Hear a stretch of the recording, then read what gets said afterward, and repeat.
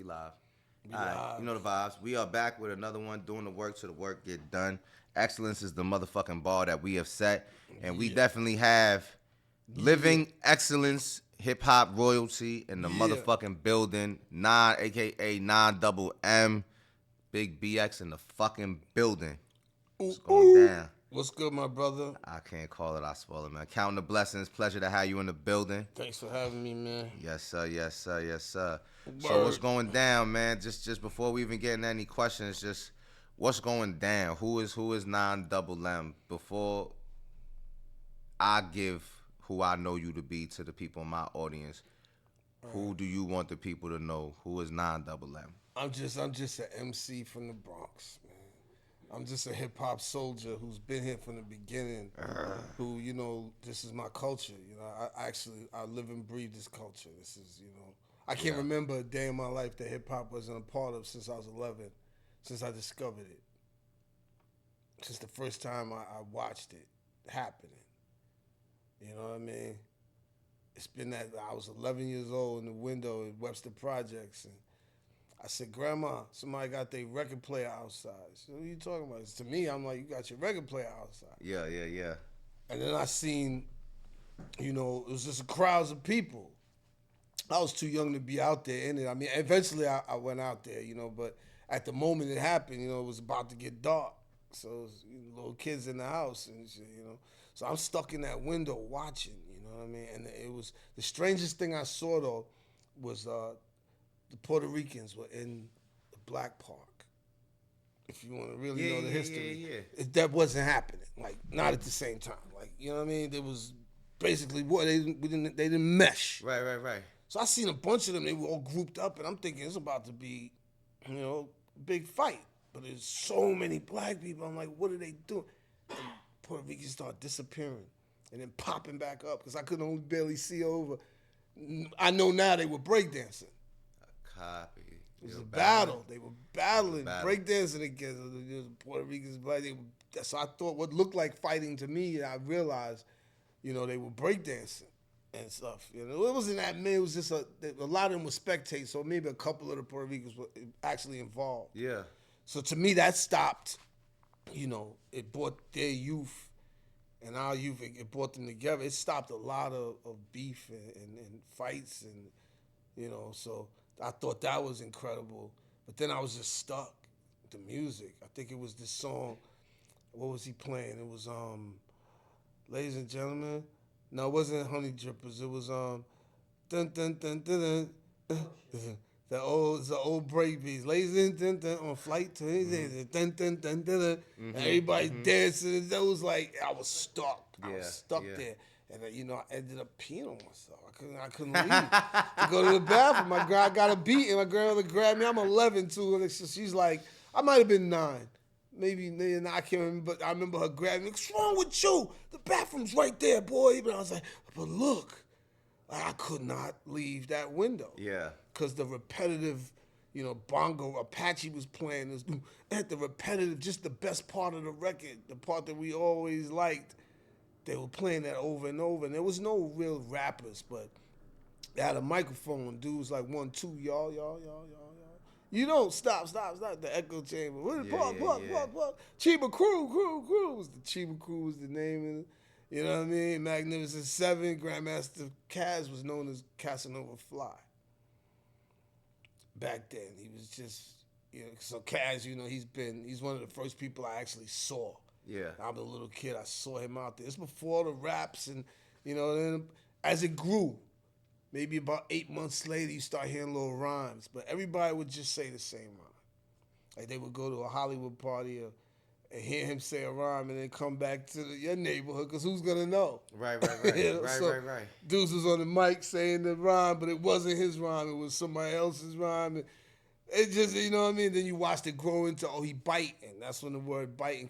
The oldest slang in hip hop, the oldest word in hip hop, you know what that is? That never changed, because the name for guns have changed, or the slang, has changed for different things. But you know what word has stayed here forever? Whack. If it was whack, it was whack. It was whack back then. Yo, they whack. Yeah. And they still say that today. That's whack. Yeah. So it was whack is the only word that has never changed in hip hop. Because if it was good, it was called the joint. Yeah, that's the joint. Well, that's fresh. Then it turned into fresh. Then it became deaf. Then dope. Then hot. Then fire. Then, you know what I mean? It always changes to keep up to, you know what I mean? Yeah. But whack has always been whack. Yeah. It's never changed. So a lot of dudes were whack. We start seeing what the difference was between who was dope, was fresh, or you know what I mean. And I watched that whole thing happen, man. I got to see it. I got to see Grandmaster Flash and Theodore and Kool Herc and Bambaataa come out to the parks and play as I grew up. Damn near till I was first rap record came out. I was already out of high school. There was no rap records when I was in school. There were crews. Right. You know what I mean? It was Cold Crush 4, Fantastic 5, Force MDs, who people know as the Force MCs. It was Force MDs. So we get to see all of these dudes, and they was on the train, on the bus. There was no celebrity attached to it, but they were celebrities because, you would stare, you wouldn't talk to them. They'd be like, yo, dude, I seen it. Yo, that's him. Don't look. It was kind of like that. We were enamored with these people. Like, they were superheroes, but it wasn't no glitz and glamour attached to it. It was just these guys were a part of the coolest thing that you could be a part of because it took over everything. We didn't listen to music the same after hip-hop. Never listened to it the same. Certain records sneak through and become part of the culture. Like Frankie Beverly and Maze, Before I Let Go, that song wasn't a hip-hop song, but it was a song that was included at the parties, For sure. Ain't No Stopping Us Now. Ain't no stop, Heartbeat by God. These songs became, and those were the songs that people used to eventually make songs off. Because when hip hop first came out, they had the band playing whatever the popular R&B song was. Some rap group would do a version of it. Like Treacherous 3 did Heartbeat. That was already a song, but then they would adapt it. So I watched the growing pains of this whole thing. I'm blessed to have been there and be around the best. I was around Pumpkin, King of the Beat, the man who made love rap. I was 15 watching him make that beat in his garage.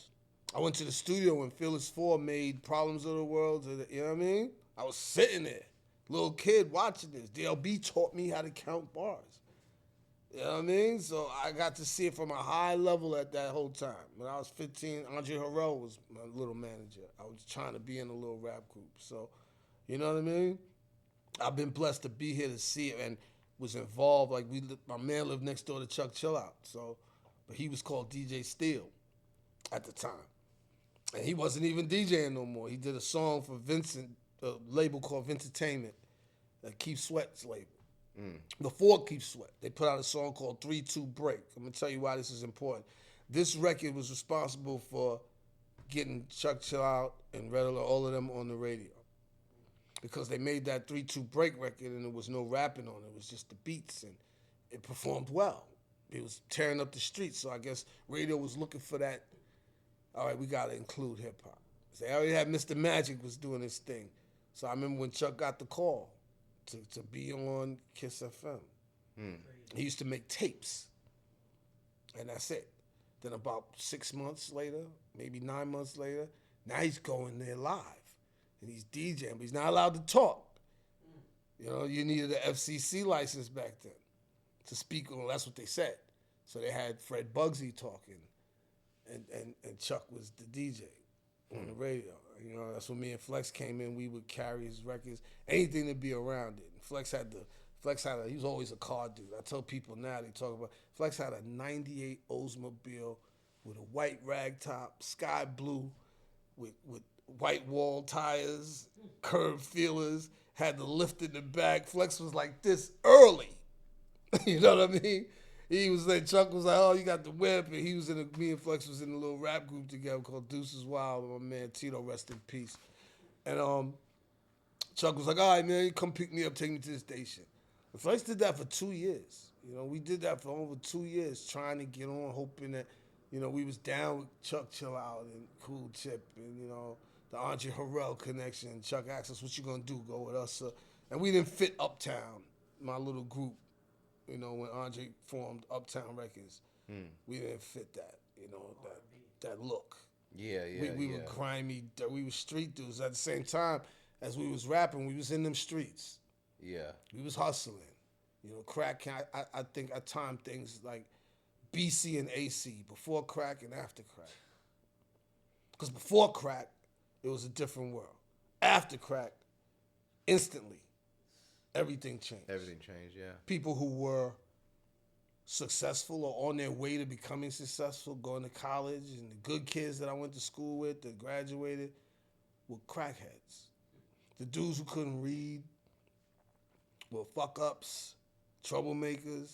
They was driving Maximas with the rims. It was like the Twilight Zone and shit. So when crack came out, it kind of flipped everything on its head, you know. So we was in them streets. Everybody wanted to sell it. Everybody, you know, it's the quickest way, you know, get some money to go to the studio. Man, studios cost $100 an hour back then. Minimum wage was $3.35. Do the math. Yeah. You wasn't making no rap records if you had a job, because we used to work, save our money to get one session. That's why I work the way I work in the studio today. I don't fuck around, because I used to pay.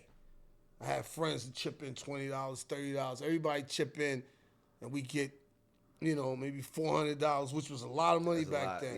And we got 4 hours, and we working on reel-to-reel tape, and couldn't be in. When you mess up, they got to rewind the tape. So we found that out the hard way. We went up there, and we got half of a record done and ran out of money. So I said, I'll never go in the studio again with people who ain't ready to just go in the booth, just do what we, you know, good or bad, just get it done, you know what I mean? So now that's why I'm one take. I could do multiple songs in one night. I could do 8 records in 2 hours, like, because I had to pay exuberant amount of money to record ourselves back then. So, you know, I bring all of that with me. That I wouldn't call it that's the chip on my shoulder. But that's like knowing that. That's what makes me hold on to. It's a torch you carry. As a culture, though, to me, to look at where the disrespect now, you know. Yeah. Like I was telling Flex, I said, yo, the craziest thing in the world to me is that Iggy Azalea has a mansion and Melly Mel don't. You know what I mean? That you're gonna have me jump around to another question. I was gonna say this question for later, but I asked it now since you already mentioned Iggy Azalea. Who's somebody in hip hop that you feel is extremely overrated artist that doesn't quote unquote deserve the position? Oh, we'll be here all day. Who's the most? Who's the most?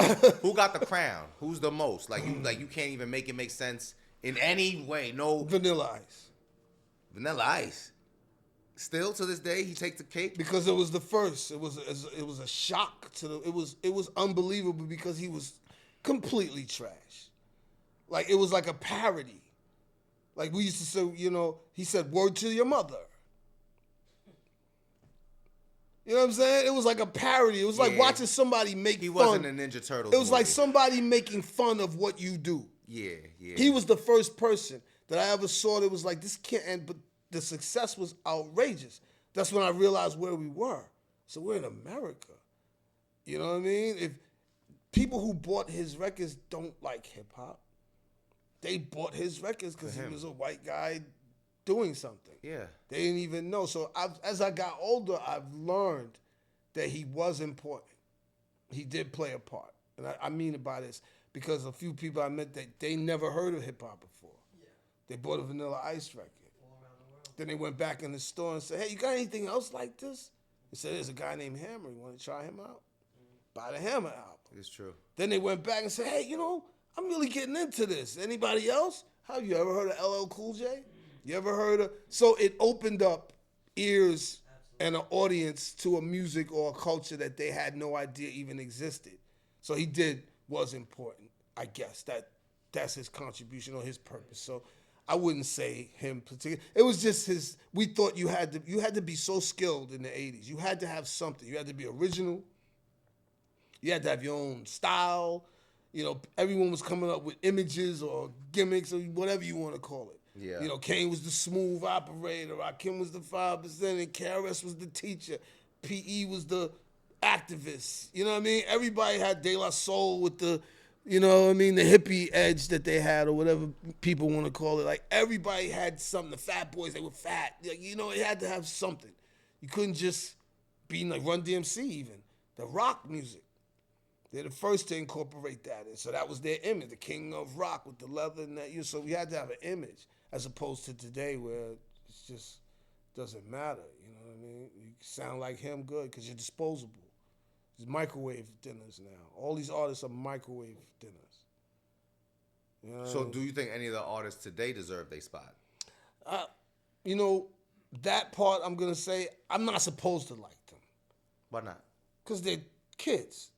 Not all the artists are kids. You got Griselda's in they fucking. Oh no, I'm not talking about them. But of course, they're new artists. No, they are new. They are new artists by the design of the word. Because if I pop right now, I'm a new artist. Griselda just popped in the past 6 years. I thought you meant in the sense of popularity, because Griselda's not. Griselda's popular. They brought boom back on radio and all of that. They did bring back that boom bap. They brought boom back to the point that Coast Contra, in case, like, because I'm they in tune with dope. all the new. But Griselda's dope. Yeah, but you got a new generation of young kids now that are doing boom bap because of Griselda. Yes. Because Griselda brought boom back to the popular front. I'm not gonna take away from Pusha T. This is my hot take on it. But the Pusha T album and the Clips album did as well as it did, because the groundwork for boom back to be back where it is has been being laid because of the Griseldas and the West Side Guns and the Benny the Butchers. They've been doing that footwork consistently, and Pusha has as well, but Pusha's not really true boom bap. Pusha's just a spitter. I think Pusha's music is more clean. It's more gloss. It's better produced. It's well produced. 100%. It's much better production. 100%. You know, a lot of see what people don't fail to realize, because you say bring boom bap back. I don't think that's what they really did. I think what they did was bring their own style and talk that was missing. That vibe was missing, because a lot of those beats, give them to somebody else. Whose beats? The Griselda beats? Griselda beats. Give those beats to another artist and watch what happens. Nothing. It was them.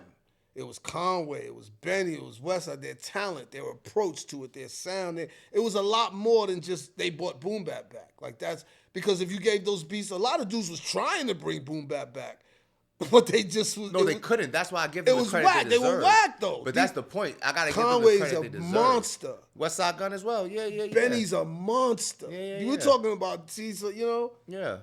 They're monsters. Now, did they make that music more accessible or you know, people want to do it? Yeah, they brought that shit to pop culture. Because it had faded from pop culture. There was no artist that was being talked about 3 years ago. Right, but see, even their sounds, like you saying boom bap, it wasn't Derringer and all that music they was doing. It was something else.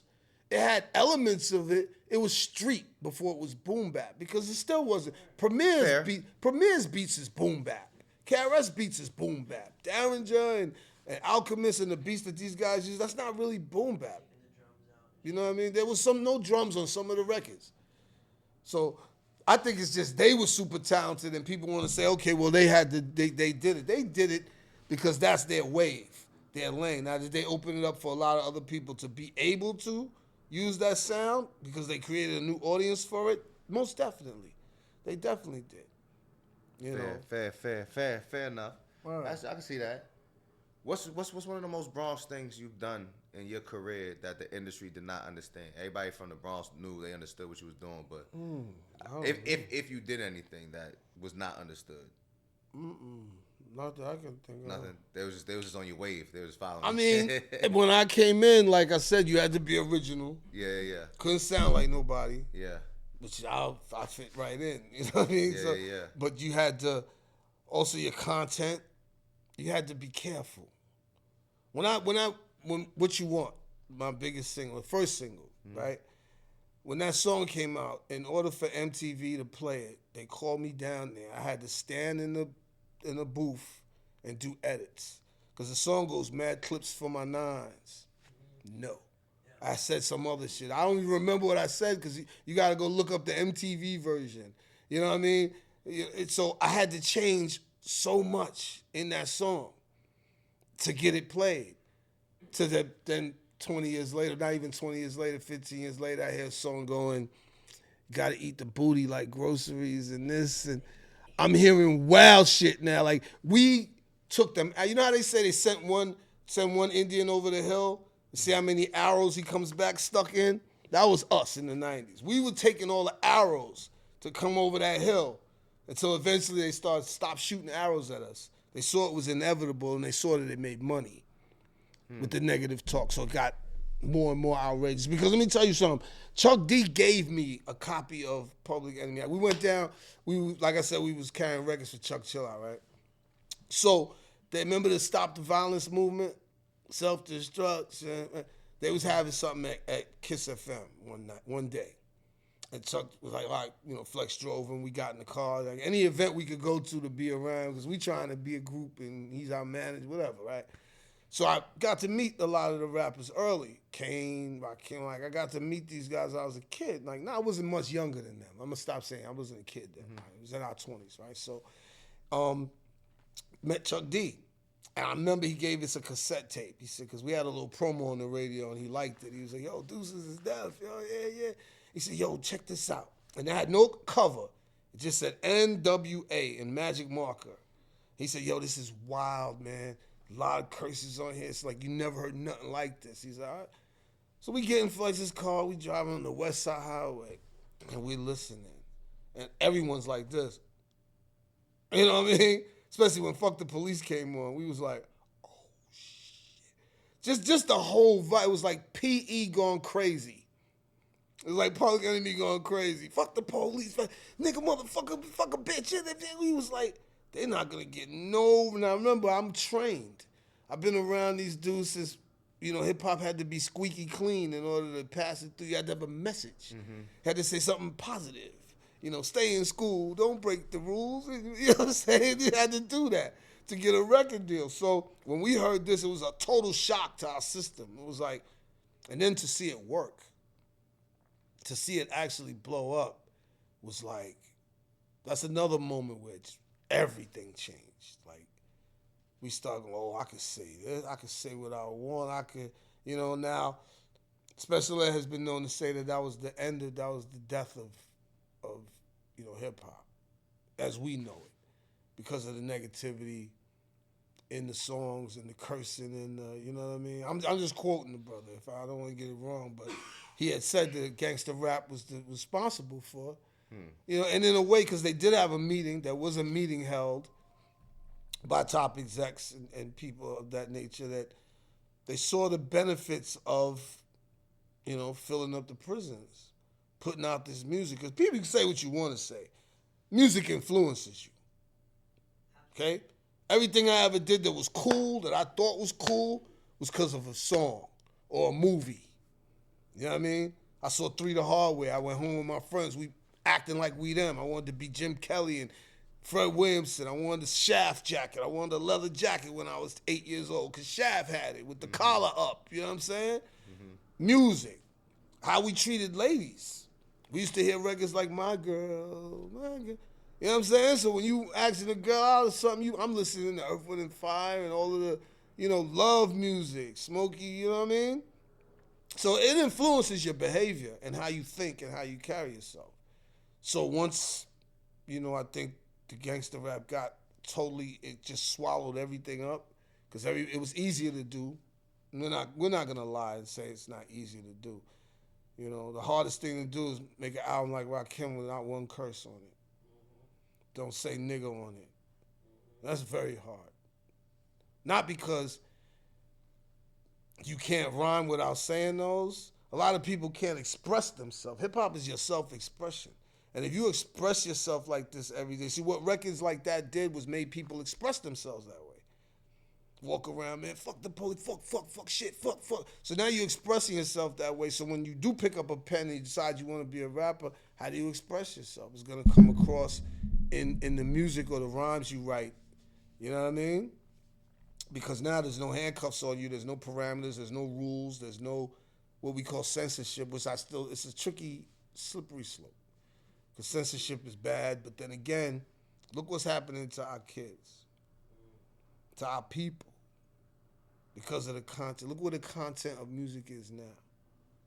If I could have saw this 20 years ago, I would have been a little more conscious too of some of the things I might have wanted to say or have said.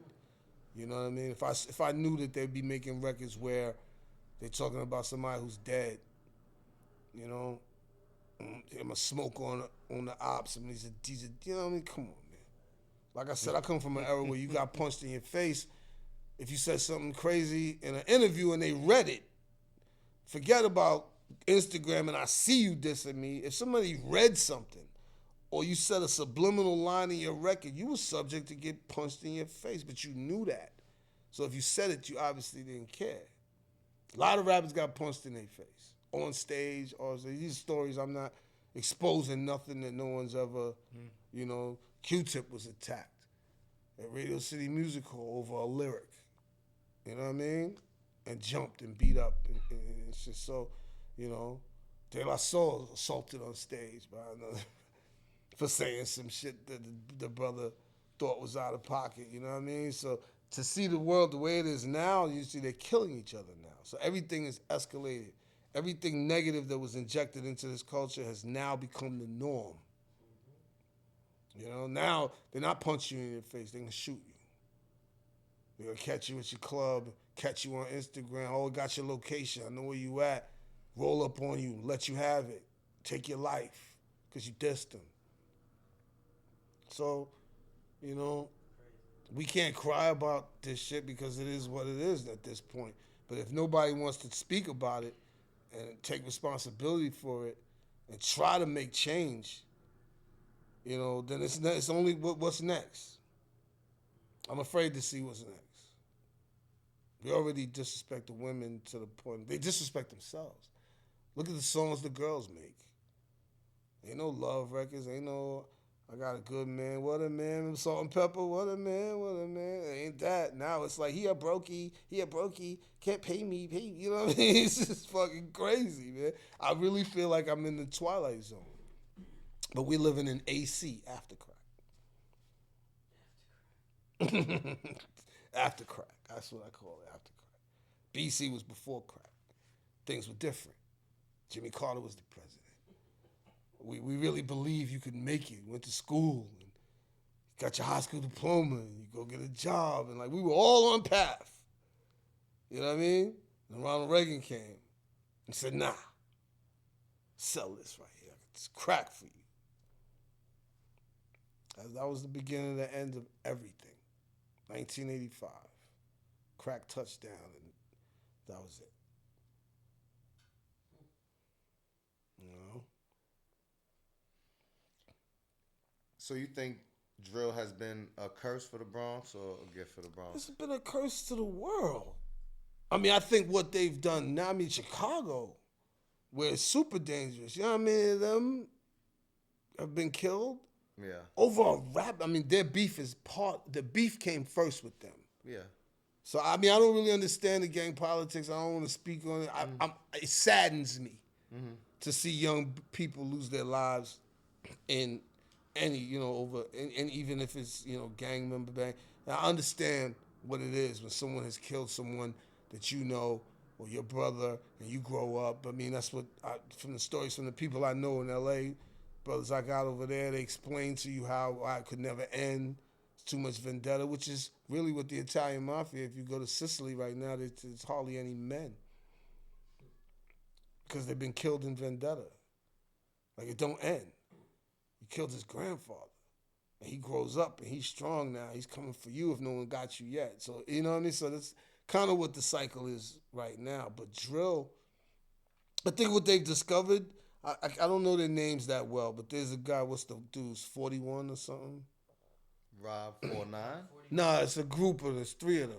They make that record, Hennessy Got Me Bent. When are we fucking again? Oh, yeah. Like, I think them and what's the dude, Cash Cobain? Cash Cobain, yeah. And Bass Swag is the other one, right? Yeah. They've come up with something called Sexy Drill, where they're rapping about Cash girls. Cash Cobain don't do drill at all. No, that's not drill. He not. I mean, I can't Cash tell Cobain the ain't difference. no drill rapper. I can't tell the difference. Yeah, nah, he making like swag rap and vibe That's rap. what that's Yeah, called. he got swag rap. He's vibes and shit. Swag rap. Yeah.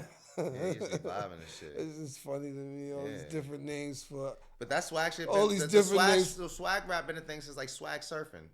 Literally, like they've been talking about swag rap for over a decade. That's from when I was a kid. See, hip hop got too many little sub, you know, like. Cash Cobain is known as a Yeah, see, sexy drill. Lonnie Yeah, I told because I heard him say it. He said he invented this sexy drill. Well, then I guess, yeah, if you don't want to say you made it up, then you're absolutely right. Let me take that back, because if I say all of a sudden I'm a sexy Latino poppy maki taki, then that's what the fuck I am. Right. I'm spicy taki for Wednesdays. No, but I said they have figured out figured out a way. Shout out to the sexy drill. Sexy drill. Sexy drill. That's what I say, man. Good thing we got receipts. Oh shit, I'm glad. Thank you for the education. Yeah, man. But I heard him say it. He said, we moving into the sexy drill era. So, I mean, I think they have realized, because it did help New York. You said, did it hurt? Your visual question, did it hurt? Yeah. It helped New York as far as getting an identity of its own a little bit, because it was the one type of beats that the South can't rap on it. If that makes sense to you. It's a that vibe, that in order to be successful, that double and triple time, they don't rap like that. Very few. So they're not, like to me, the only thing, like Pop Smoke was that dude. If he would have lived, R.I.P., rest in peace, he was a star. Yeah. He was a star when you saw him, when you heard his voice, when I saw what he was doing with it. Unbelievable. That kid I think he would have pushed the envelope and made people step it up and have to work at making these songs. They wouldn't have just been because as you can see, it's not the dominant as it was even 3 years ago. It's died down a lot. Yeah, it's not as dominant, because how many times can you say gang and I'll kill you and gang? To me, all of these other genres is just an excuse for I'm not really that good of a rapper, but I can do this. I ain't gonna argue that. Just like auto-tune. I ain't gonna argue that. I'm not that good. Like, okay, a lot of these dudes would be singers if there was no auto-tune, but they would be like, they wouldn't be the leaders. They'd be bad singers. They'd be Ronnie. Yeah. Bobby, Ronnie, Ricky and Mike. They'd be Ricky and they'd be in there going, cool it now. Yeah, I don't even know if they can hit that note, Ooh, but okay. watch out. You giving them credit, okay. That's easy. Okay. You can fix that up. You giving them, all right, But you giving them way more credit than me. Now these guys are in the front. The little babies and the... He said little baby. I'm not trying to... I'm just saying he's more of a singer. I like Lil Baby. I fuck with him. I can't even But he's more of a... I've never heard him say a rhyme. He's melodic. I'm about to say Lil Baby don't sing. We should call him melody. That's singing gross. now. I saw that conversation. You know what? I have seen that as a conversation, so I can't even act like I don't know what y'all talking. You right. That is the new singer. That's the new singer. Ask a real... They said Future's a singer. Right. I forgot I heard that shit blew my mind, because niggas really say Future's a singer. Ask a real R&B singer. Ask Trey Songz. Yeah, Melodyne artist. Ask Trey Songz or... Well, not Chris Brown. He's super successful. Chris Brown sings ass. But these other dudes, ask them what they think about. It's kind of like what actors felt about rappers being in movies. You got these dudes that cannot really sing, but here we go. We got this machine, hook you right up. Correct. And now that's the new sound. That's the new sound, yeah. So now the people who can really sing, they become, it's like lyrics. How could someone laugh at you because you're intelligent? Or because you got wordplay and pockets and patterns. And they go, I don't want to hear that lyrical bit. That's like the dumb kids have taken over the classroom. When someone it used to be, if you got up to read and you was like, all right, what's this say right here? Protein soup. We would cry. Yeah. Laughing. Now if you get up there and go, edamame beans, high protein super snack for the colon. They be, sit down, man. You think you smart, don't you, cornball? You're a cornball because you can read now. Like, do you see what I'm saying? This shit is the Twilight Zone. It's detrimental to any group of people, especially the kids. You got young brothers calling girls bro. Yo, bro, like, that's not cool to me. That shit is whack. Y'all niggas, his pants is off your ass. Y'all got on nail polish, purses, tight pants. Oh, yeah, there's a bunch of pictures of it. Shit is nuts. Yo. And I'm like, okay. I guess maybe it's me. No, it's not me. It's a plan. Feminization, emasculation of a certain group of people, make them think looking like the opposite sex is trendy. It's all a mind fuck, man. It's coming from every direction. They want you to kill yourself. They want you to be gay at the same time. Come on, man. Think about it. Shit is nuts. You know my favorite one? My favorite one is this. And I'm not kicking him because he's down, because Drake, you know. Yeah. But when I heard that record, Girls Want Girls Where I'm From. What is it? Girls Want Girls Where I'm From. Where I'm from. Didn't he have a song? That's him, right? I think. Girls Want Girls Where I'm From. When I heard I don't that, even know his songs. To be honest, I'll be the worst. I was only know the like- real popular ones. and I saw girls singing it. I was like, you But know what I'm saying? He been had the Jones in the chokehold for over a decade. He I over mean, 10 summers straight. You know it's a hit record when you can get people to disrespect themselves. I mean, My first example of that was when I saw girls singing along 3 with 6 Snoop Dogg. Mafia was doing that shit. Yeah. When I saw, yeah. I was at a club. Snoop. I think it was the Muse. Back in the day, Snoop just dropped. His album was so anticipated. They were walking around a club one night handing it out. Doggy Style, a whole CD, free. They was handing them out like here, man. The day before it came out. So, they giving it away because it was that. The buzz on Snoop was insane. It was the first time we ever saw something like this. Like, it was crazy, right?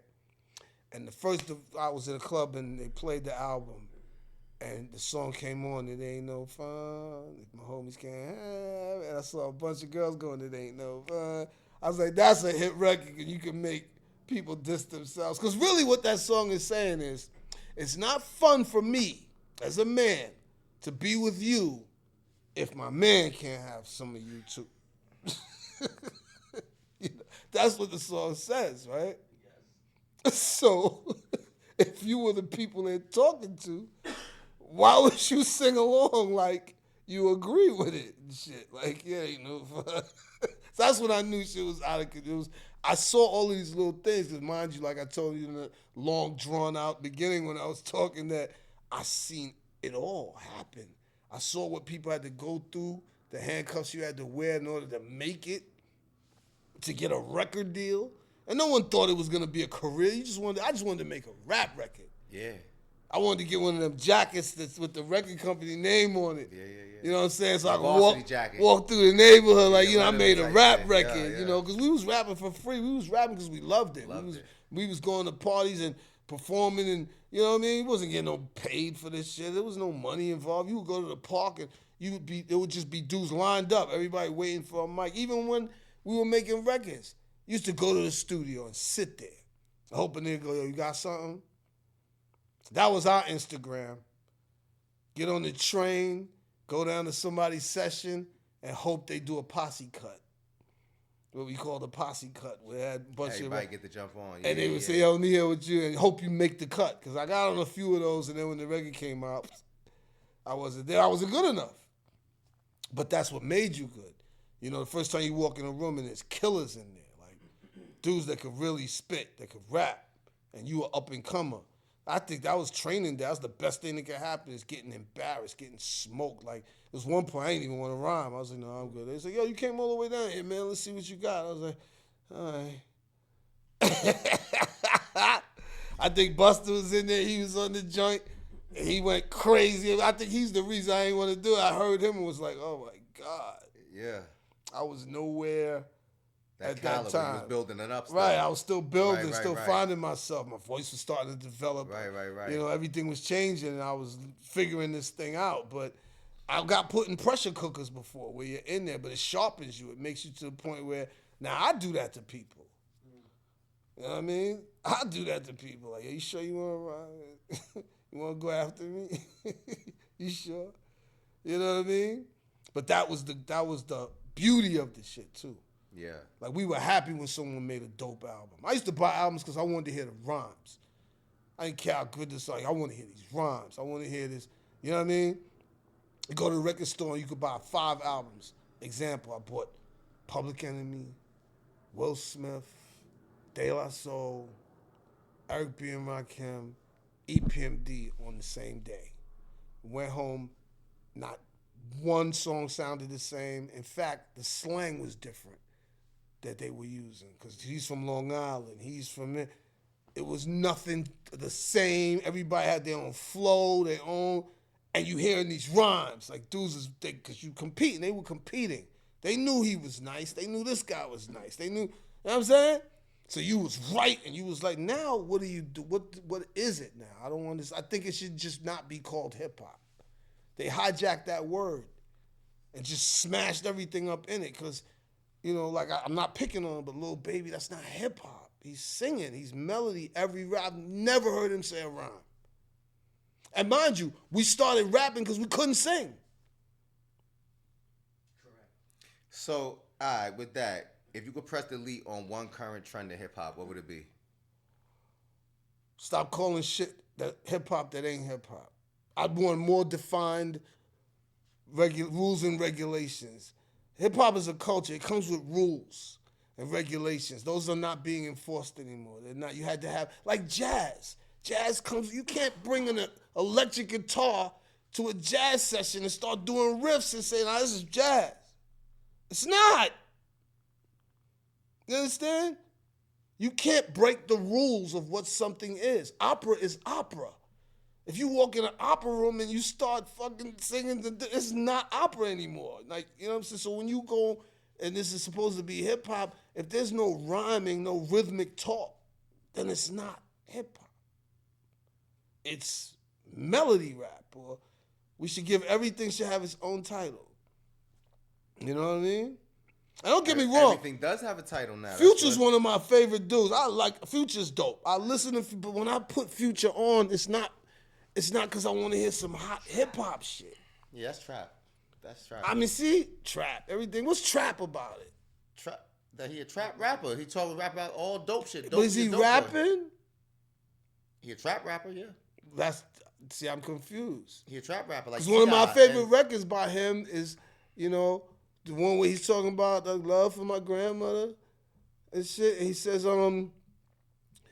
you got me falling out of love with you. So he's singing a love song. I ain't hear no drugs, no trap. Yeah, but that's that specific song. You can play songs like he got March tons Madness. of songs. That's what I'm saying. You play but he March got Madness, tons of songs where he ain't talking about that. He's talking to women. He's singing. He got tons of songs where he's known as a trap. Like, I've been a Future fan for over a decade now. Okay. He's a trap rapper, heavy. But rapper is the part I have. You can call him a you trap listen to March artist. Madness, like he was But to making say anthems, rapper, yeah. I don't hear him rapping. I think Well, you said rhythmic talk to rap. He does that. You got a lot of there's melody all Bone over Thugs it. and Harmony was considered rappers, and them niggas really boom, boom, boom, boom, But that was was pure harmony. But that in was- fact, right. those were four niggas Yep. literally harmonizing together. Great example. But they're still considered rappers. But they weren't really. But It was more rapping than it was. But in the 90s, also there was nobody they were beefing called because- Harmony. Right, but as a fan, their name was Bone Thugs and Harmony. Bone Thugs and Harmony, so they let you know when some you went to go harmonies buy go- the out, because I was a kid buying Bone Thugs CDs, I had to Me go to too. the rap the first section. of the month was one I of had my to go to shit. the rap section. Grab your checks and come. Right, but on, even wake Twister, up. if you look at a Twister, if you look at Do or Die, Now, a lot of Twister's them, rapping, it's just but real Do or fast. Die also was harmony and fast rap, and they were considered Okay, I got rappers. another one for you. Ace of Spades. They didn't use no machines. They did it themselves. Oh, so you saying It's that? the first So, of them, so now you saying get that it, the get edits is so now you get. You guys make music now? Bone Thugs don't use Wait. machines No, though, hold on. So to make themselves sound like everybody else. hold on. So now they're not considered rappers if they sound like someone else. If you use a machine, No, because you could define. I want you to define the rules because I don't know Okay. what the original rules was. you're a melody. You're a Elements in You're a The melody. 5 elements. So that's You're a melody originality. artist. To me, okay, this is it. I'll break it down. You're a melody artist if all your songs contain melody and you have to use a machine. Like if you couldn't perform if the electricity went off. Yeah, you If I cut the electricity, the original right. hip hop performances. If I You know, cut- when they were playing the loops and they were cutting it right on Yeah. and coming in. If I cut the electricity, you can't perform. Because you can't just use a bullhorn or just say your rhymes out loud because you need a machine To to make alter you your sound. voice to make you sound a certain way. Correct. What is that? How is that acceptable? How many elements of hip hop are left? Well, see, it depends on who you ask about what the elements actually are. Like they're supposed to be. But what's the It's supposed to be graffiti, which I hate. Graffiti. B-boying? B-boy, DJing. I'm gonna clarify why I hate graffiti in a minute, but graffiti, breaking, Yeah. not breaking though, dance. Because it wasn't just break. People act like breakdancing was the only dance. Like, nah, breakdancing was a dance that came and went. Niggas was spinning around on the ground too long. That Well, wasn't I thought cool. B-boying was a part of the original elements of hip Yeah, hop. that's what they call it. Yeah. I'm saying I'm just giving my You're take. saying right now it's not. Oh, yours. But Okay, I never, copy, understood You that. never But it understood should that have been dance because the WAP was a hip hop dance. Copy. True. You know, Anyway. Running Man was a hip hop. So then you got MCing was the third, DJing, and what's the fifth? You just said them all, didn't you? Graffiti. No, graffiti, dance. DJing. Oh, fashion. Fashion. Fashion's the fifth, right? Okay. Fashion. Let's start there. Is the fashion. Let's start there. All right, fashion. You was not allowed to dress like a girl when you was a boy. That's not hip hop. That's not part of the fashion. Is it? Okay, so now you got this, wild, weird shit going on with the dressing. Okay. Dance. The dances change, and hip hop does have its own dances. There's only certain dances you can do that you can only do it to hip hop. Correct. You can't do some of the dances that come from hip hop. The fifth one was knowledge. MCing, DJing, breaking. Oh, somebody recently added that fuck shit. Yeah, that's bullshit. I'm telling you, when there was no so Before AI. now graffiti, I just said I don't like, right? I hate. I grew up in Webster Projects, right? When I opened my door, it was graffiti all over the walls, graffiti all over the elevators, graffiti on the mailbox, graffiti on the windows of the train, graffiti everywhere. You know what graffiti did for me? It reminded me we were poor. Because when we got past a certain street, or I went to Queens to see my aunts and uncles that lived in a residence, there was no graffiti. So I associated graffiti with being poor. I'm 5 years old going through this. I'm in the elevator, I'm looking. So I grew up like it was broke if people was writing on the wall. And it wasn't like people want to act like they were just putting up these beautiful tags. Nah, man. People was right. Maybe one guy would put something nice up that would last for 2 minutes before people wrote all over it and destroyed it. So it was a poverty. I associated it with poverty, not with hip hop. I never associated it with like, oh, this is a hip hop thing. It's vandalism, number one. I was raised in a house. You don't write on other people's stuff. You know what I'm saying? But graffiti transcended with the black books. Yeah, I mean, now when I see Skateboarding culture, the fonts and the art art on paper. on canvas Yeah, and stuff, they- I they could pass around appreciate it. black books. Yeah, I appreciate it on canvas and stuff. But when it first was, man, and that was way before the music. Graffiti been around forever. Graffiti come from there was graffiti in Rome. There was graffiti in Egypt.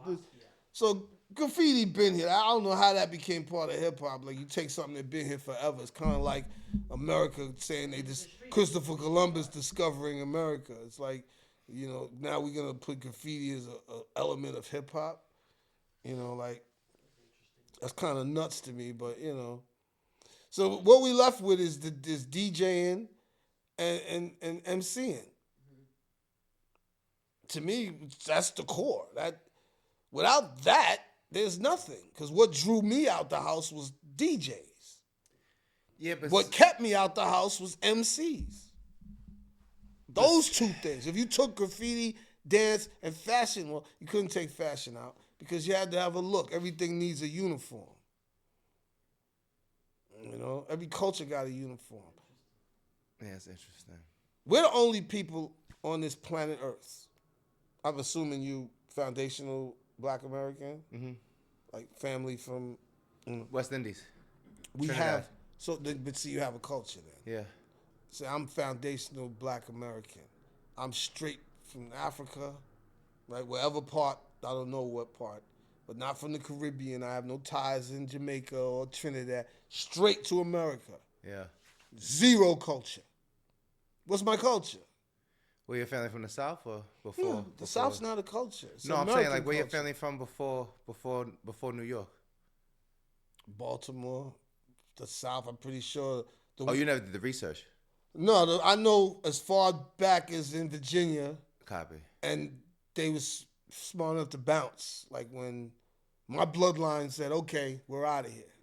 They wasn't staying in the South, under Jim Crow laws. They ran from that. Yeah. So they settled in the North. My father's side of the family's from Baltimore. The rest is from New York. As far as my grandmother's ties are to Virginia, but she moved to New York when she got married to my grandfather, and that's where my family actually starts in New York. Huh. So, you know what I mean? Yeah. I say that to say like there's no culture. There's like if you're Chinese American, you have Chinese culture. Even you said you're from my family from Trinidad. Trinidad. Puerto Rico, It's Trinidadian culture. Puerto Rico. Yeah. They wear the feathers, they put the outfits on, they got to dance in a carnival. parade in a day. It's like carnival. Yeah, right, a carnival. Yeah, every year. Black Americans ain't got shit except hip hop. We don't got shit. What's our culture? What's our dance? What's our what? Only the arts that we've created. There's a jazz culture. But it's no culture that brings people together. Like, you go to the Puerto Rican. Everything you just said is what brings us together. The arts. We had to create this culture, hip hop. This is not everyone else culture. We had arts before hip hop. Huh? We had arts before hip hop. We had no culture though. Yes, we did. We had the Harlem Renaissance. We definitely had culture. That's here. Yeah, but that's what we're talking about. Foundational. It comes from foundational black Americans. Our culture is American culture, is what I was trying to get you to say. Well, this whole country is more American culture than anyone else because everyone else has a culture outside of America except black Americans. Every other culture, Irish American, Italian American, there's another culture they could point back to and say, this is where my people are from. And they adapt those cultures, be it the language, the food. If they choose to, because there's a lot of people that say they're Irish American that don't know nothing about their culture. But they could adopt But so can an African American if you do your genealogy and figure out where you're from. You could say, I want to find out I'm from Yoruba, my family's this, and then all of a sudden in the next 5 years, you can do the work to make sure you pass on that information. But as a collective, but that would just be for you and your family. But that same thing goes for every Irish American. But that would be just for me and my family. No, but I'm answering that for you. If I found out I was from Ghana. Right. And that would be for me and my bloodline. But as a whole, the black American as a whole has no culture besides But that's the same for every other group of people that's here because of the simple fact. Yeah, because if you say China's not one province. So hold on. Just for clarification. It's still a Chinese culture. Right, and there's an African American culture because Africa is a continent. So if someone says that they have African descent without doing the genealogy to know of where their lineage comes from, they don't actually care if their own African descent. So that's just a reality check for any human being. Like, there's a lot of Irish people that I know that don't know nothing about Irish culture, but that's they verbally say, okay, and then it would be the same thing applies. We weren't taught. But the same thing. But in schools, we weren't taught nothing. We choose what we know in 2025. I have a phone right in front of me. I did research on every artist that's come here. I can literally right now find out so much information at the touch of a button. So we can say, agreed with what you said, maybe 20, 30 years ago, the shit was not taught. I can never argue that because my family indoctrinated me. And so I went to the United African Movement as a kid. God bless my grandmother for the education she gave me. Right. I knew about what's it called? Gil Noble, Like It Is every Sunday. So like I was in it. Like I was in it. But my family, we had books and we had the teachings and all that stuff, but it still all boiled down to, all right, like Martin Luther King was really the king. You know what I mean? Growing up when I grew up. Agreed. Everything was Martin Luther King. Yeah, or Malcolm, depending on what side of the fence you was on. What's the answer to the question? Martin Luther King. Depending on what side of the fence you was on. Malcolm X. Martin Luther King, but it's more Martin Luther King. Yeah. You grew up in a Baptist house with Baptists. Oh, yeah, 100%, I don't know what Baptist 100%, means anymore. 100%. You go to school and the kid asks you, what are you? You'd be like, well, my grandma said Baptist. We went to a Baptist church, so I guess I didn't even know what a Baptist was. But see, even that ties back into what we were saying as far as culture. The religion, the culture, all of it, if you're looking at just people in general in the Americas, this America, Western civilization, the majority of people here, unless their families on an individual scale, and then we can extrapolate that to communities, go back to great-grandparents. And after that, almost everyone's lost. But like when you said China, there's Chinese food. That's not real. So There's something called Chinese food that we sell here was based and born in They California. have a diet. They have their own Wait a minute, food. though. But Italians Chinese have their food- own cuisine or food. Wait. Time out. Just so we all on the same page here. This is for clarification. This is for clarification for all human beings watching this. Chinese food in America, as we know it, is not Chinese Of food in course any not. capacity. You ever went to a Chinese restaurant? You ever Neither went? is Italian food. You ever Yes. went in a Chinese restaurant and they Yes. eating lunch and I you look ordered the real over food. and you see what Listen. they eating is not the shit that's in the pictures? I It's ordered like the it's a whole different- People of the sea. Yeah, I ordered the real food that Yeah. they eat. But again, I But was what I'm living in trying to say, Minnesota. You understand his point. I understand your point, but I'm Right. saying that What's African American food? First of all, what's an African American? an American of African descent. Same thing as an Irish American. Okay. Same thing as if you put preface any. Yeah, it's the same thing. Mm. What's the difference? I'd rather be If called. no, I'm saying not rather. If someone says African American, Italian American, Irish American, Chinese American, what is the difference besides location? Africa's a continent, What's China? but it's all Chinese people. in it. It's the continent of Asia. Asia. Correct. All Asians. It's the same. Correct. He said they're all Chinese. Yo, you know what this app? Yo, real talk. You know what this yeah. African told me? Yeah. You know how they? Because they don't really fuck with us. I know. That part I know. But it ain't because of us. It ain't because we're from America. Like, you wouldn't find a Ghanaian dude fucking with a dude from Liberia, you know. Yeah, there's tribal. It's they very don't- rare. It's very So when we say fucking rare. us and people, they're like, when you say, "Yo, man, brother," we say, "Where are you from?" If he's from Rwanda, Yeah. that's his brothers. If you're from Uganda, you're not his brother. Correct. So they don't have in America. I agree with that. Black is black. I agree with that. We all brother, sister, brother, but we all black. You know what I mean? It's like when you say, you know what I mean? We all been through the same or whatever. So we all just group up and say it's us. Correct. They don't view it that way. So I used to take offense to it at some point. Then I realized, like, nah, they don't even see each other as this unification that we've made this illusion. We made up this illusion of unification based on skin color. There was no such thing as white and black people before America. America invented racism. There was no such thing.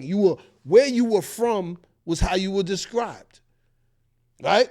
If you was a Roman, if you was in Rome, you was a Roman. If you was from east of the Rhine, which we know is now Germany, they didn't describe him as black. If you was from, they would say he's a Moor, or he's this or he's that. If you watch any of these old movies, they don't go black people, white people. They didn't have none of that bullshit. It was where you were from, just described you, and there was no treating you different because of your skin. That wasn't a factor. It wasn't until this idea of slavery and what they needed to do in America that racism was invented. And the first thing they did was dehumanize us through plays. You know, the Caliban is, the plays that Shakespeare wrote, there was always a Caliban in it. And they would take these plays across, you know, the world. And in the play, they would get a dark-skinned person to portray the Caliban. They put a tail on him. He was the villain to dehumanize you. So that when they started wilding out on you, the Christians, white people could accept it easier. Because they've already been, like for instance, we go see movies now that desensitize us. I've seen everything that's happening right now. I saw Terminator in 1983 or some shit, where the machines take over and robots kill people. And we're watching motherfuckers do this. Like, what led up to that? This movie, to desensitize you. We think because we saw it in a movie, oh, they figured it out, it could never happen. Why it can't happen? Caliban's from Shakespeare era. Yeah, but why it can't happen? Why the robots can't just be like, because anything smarter than us is going to realize that we're the problem. How you want to make the world better? Get rid of people. Anything that has more intelligence than us will be able to look you in the eye and go, you're the problem. You kill for nothing. You kill over bullshit. Maybe not. You kill each other. You're fighting for this so a few people can have it all and the masses have nothing. Any higher intelligence would see that that's insane if you want to preserve a race, a human race. Right? It's quite possible. It's possible, yeah. So then why wouldn't he say, hey, you know what? They're either going to think we're the worst thing. I'm going to get rid of y'all. It's either one of them. Skynet or the oracles or whatever the Matrix was or whatever, why wouldn't it get smart enough to say, you know what? I should be running this shit. Because it already is running it. And it doesn't need to kill us off to do so. But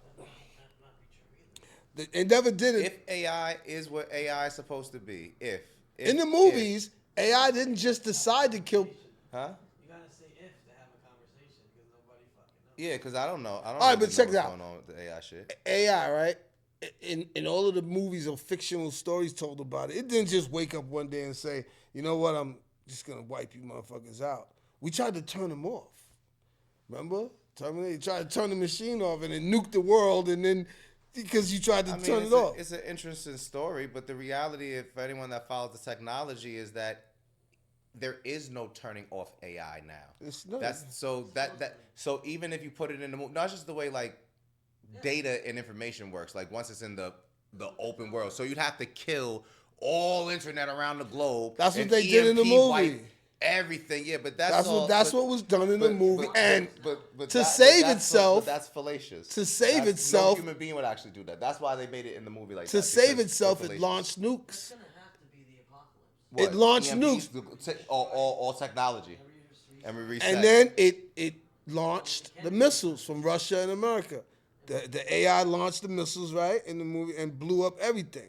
Well, since AI blotted out doesn't the have sun. a physical form, Oh no, the humans blotted out the sun because it could use solar that's energy. Matrix. Matrix. See, it's, Now you're mixing them. but the I same love woman, both. That's why I same knew it. woman wrote the I story knew, though. if you jack Same it. chick wrote the story. If you jack it. I don't know her, neither do you. We don't know if she wrote the story. It's She compelling. got paid. It's compelling. She I got don't paid. listen. She got paid by who? She got paid by who? The people who stole her story. She got wait. Are you saying she got paid in a lawsuit or she got paid off? the lawsuit. What lawsuit? She didn't get paid. No. They paid she her lost off. the lawsuit. if She I'm got not some mistaken. money, She though. lost. Hold on. Who hit her off? Somebody laced Can I her. give you my opinion? Go ahead. Yeah. None of them wrote that shit. No. You did say that before. Who wrote it? He believes that Nick. So I'm saying on the mic. Nick believes that the Matrix and the story of the Matrix and Terminator basically was something that predates all of the motherfuckers. Somebody found the shit, and then they stole it. And that could be valid. You know why? Because when we look at all of the shit that predates what we know, when people find shit like, let's say, what's it called? Tesla's when Nikola Tesla died, the feds raided his spot. I think he had 38 trunks or some shit like that. Trump's uncle did it? Oh shit! It gets deeper. I didn't even know that part. It gets deeper. Also invented the X-ray. It gets deeper. So What? Nikola Tesla's trunks, I think they only discovered like maybe 14 or discovered like 14 or 16 out of them. This is one of the men that had technology that he said himself came from the people that predated us. So it's only I believe feasible that. to think that some of the greatest things we've ever seen, people just stumbled across was like, yo, Johnny, Already we got been one. here. And both of the people who claim to write it are just unbelievable to me. You don't believe the I think- Her story has got a million holes in it. I Yeah. think they're just releasing technology as time goes by. And they look like You think they're just releasing? Wizard of Oz over there. You're just releasing all this stuff as time goes by. Like, okay, they're ready for cell phones now. Pull them out. Let them have it. Her case was dismissed, just so everyone knows. So the woman that said that Word? her case was completely dismissed, everything unfounded. She was laughed at, and she's able to get on these platforms to talk about it, but she actually has nothing and presented nothing that was credible for her to even be able to prove her Damn. claim. So it's like You hear the internet? See, I would have walked out here thinking she that's got what I'm paid. saying. That's what I'm saying. I don't believe it. I don't believe either of them. Hey, you know what's fucked up? I believed her. I believed that at one point. Look, I don't never sit here I and mean, she pretend. was so I was adamant. on I the was train. like, oh, damn, she wrote this? I was on it. She was compelling. I was like, these motherfuckers do be stealing shit too. Oh, yeah. Yeah, these motherfuckers do. She pulled in my heart cord. I was like, you go take care. Oh, so you take get your theirs. money, girl. The problem was is that the copyright that she had was 10 years before theirs, and she said she waited 10 years to make the copyright. So it was copyrighted in 83, and then in 93, I don't know the dates exactly. Right. In 93, she came in the case and like, well, do you have a copyright? And she showed it to them, Right. and they were like, that's 10 years after it was written. Oh, well. She was totally. So she's a nutcase. Bad example. Never mind. And I can't even say right, because I believe that shit for actually I believed it for years. Like, Me let me not too. even sit here in front. I was one of them people the same way where another thing that I got caught up and I always love to G-check myself, reality check me. I thought for years that Michael Jordan owned mad private prisons because that had been a thing circulating.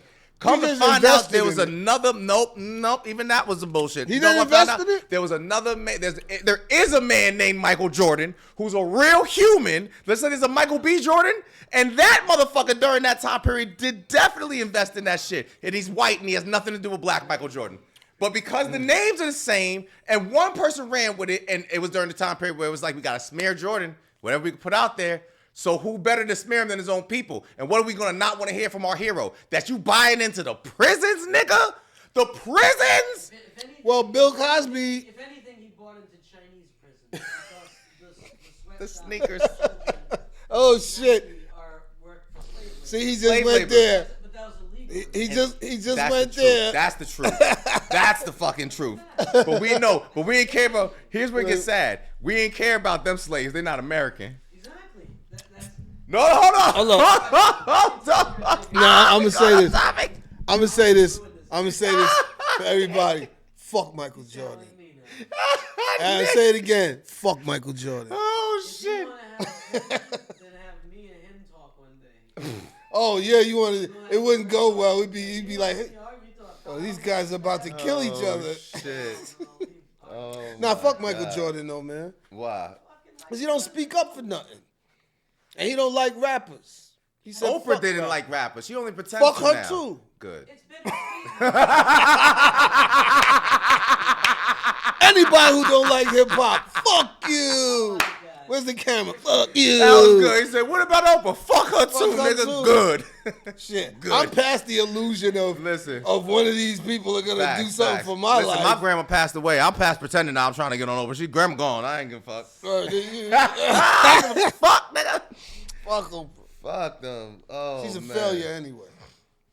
So all right, so I got a question. I'm gonna get back. I'm gonna pretend to get back on track. You laid groundwork in the Bronx in general for this hip hop shit, and you are a hip hop legend in all rights based on Appreciate that, the man. word. No, I'm just giving the flowers you deserve. This shit is like I've done my research. It's a crazy story. It really is wild to see, you know, everything you was doing, trajectory, the world stages, everything you were even just being. I was graciously allowed to be on stage with the OG when he did the joint for Flex at Orchard Beach just a couple weeks ago. But and that was a large crowd. But I know you've done crowds way larger than that. I'll get to that. But I wanted to ask, how does it feel for you to see so many different types of artists? And as we talk about the cookie cutter stuff, people that aren't even really rappers, which we can agree on, they just do melody shit, eating off of a culture, and a lot of them, based on how the game played out and shaped out, don't know the work you've done, don't know the groundwork you laid, how you are a foundational member.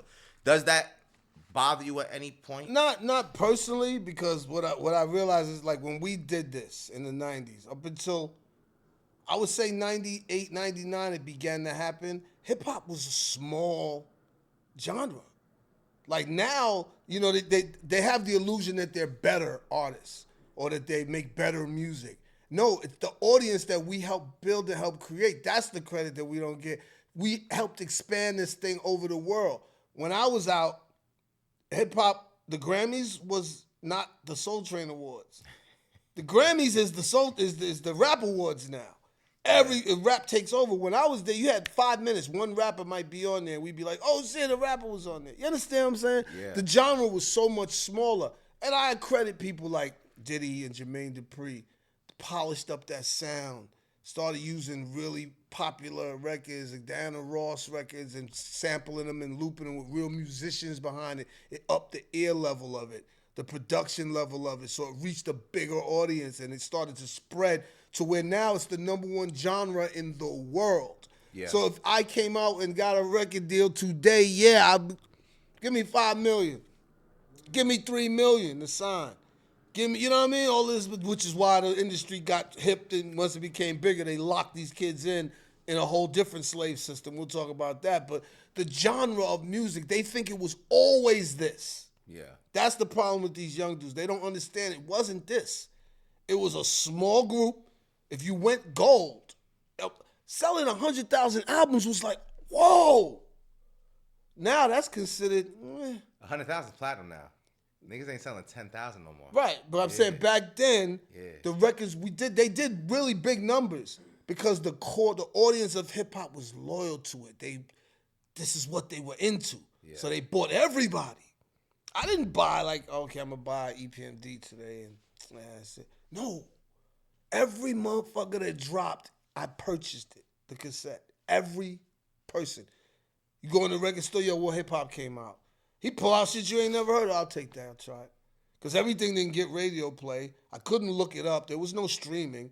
So I had to take a chance sometimes. Oh, is this hip hop? Who's this dude? All right, let me get that. Nothing else is out right now. Let me see that. And you would discover people you like. Like, oh, I bought this cassette from this dude, especially when it became other regions. We started to trust it. One thing, Ice Cube was just so fire. He made us trust other regions as New Yorkers to buy their music. You know what I mean? I thought Ice-T was cool, but let's be real.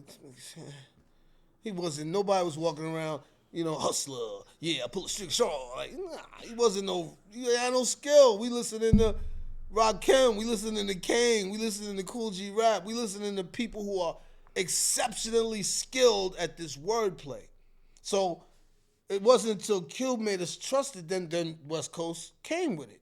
You had MCA, you had Quick and Dre, and they came and they were on that same level though. They were like, they took the craft serious. Yeah. West Coast didn't come in the game. I respect them for that more than any other region that has adopted this culture. Because first of all, we don't get a thank you as New Yorkers. If you really want it, ain't even the young people. Like, we gave you a way of life.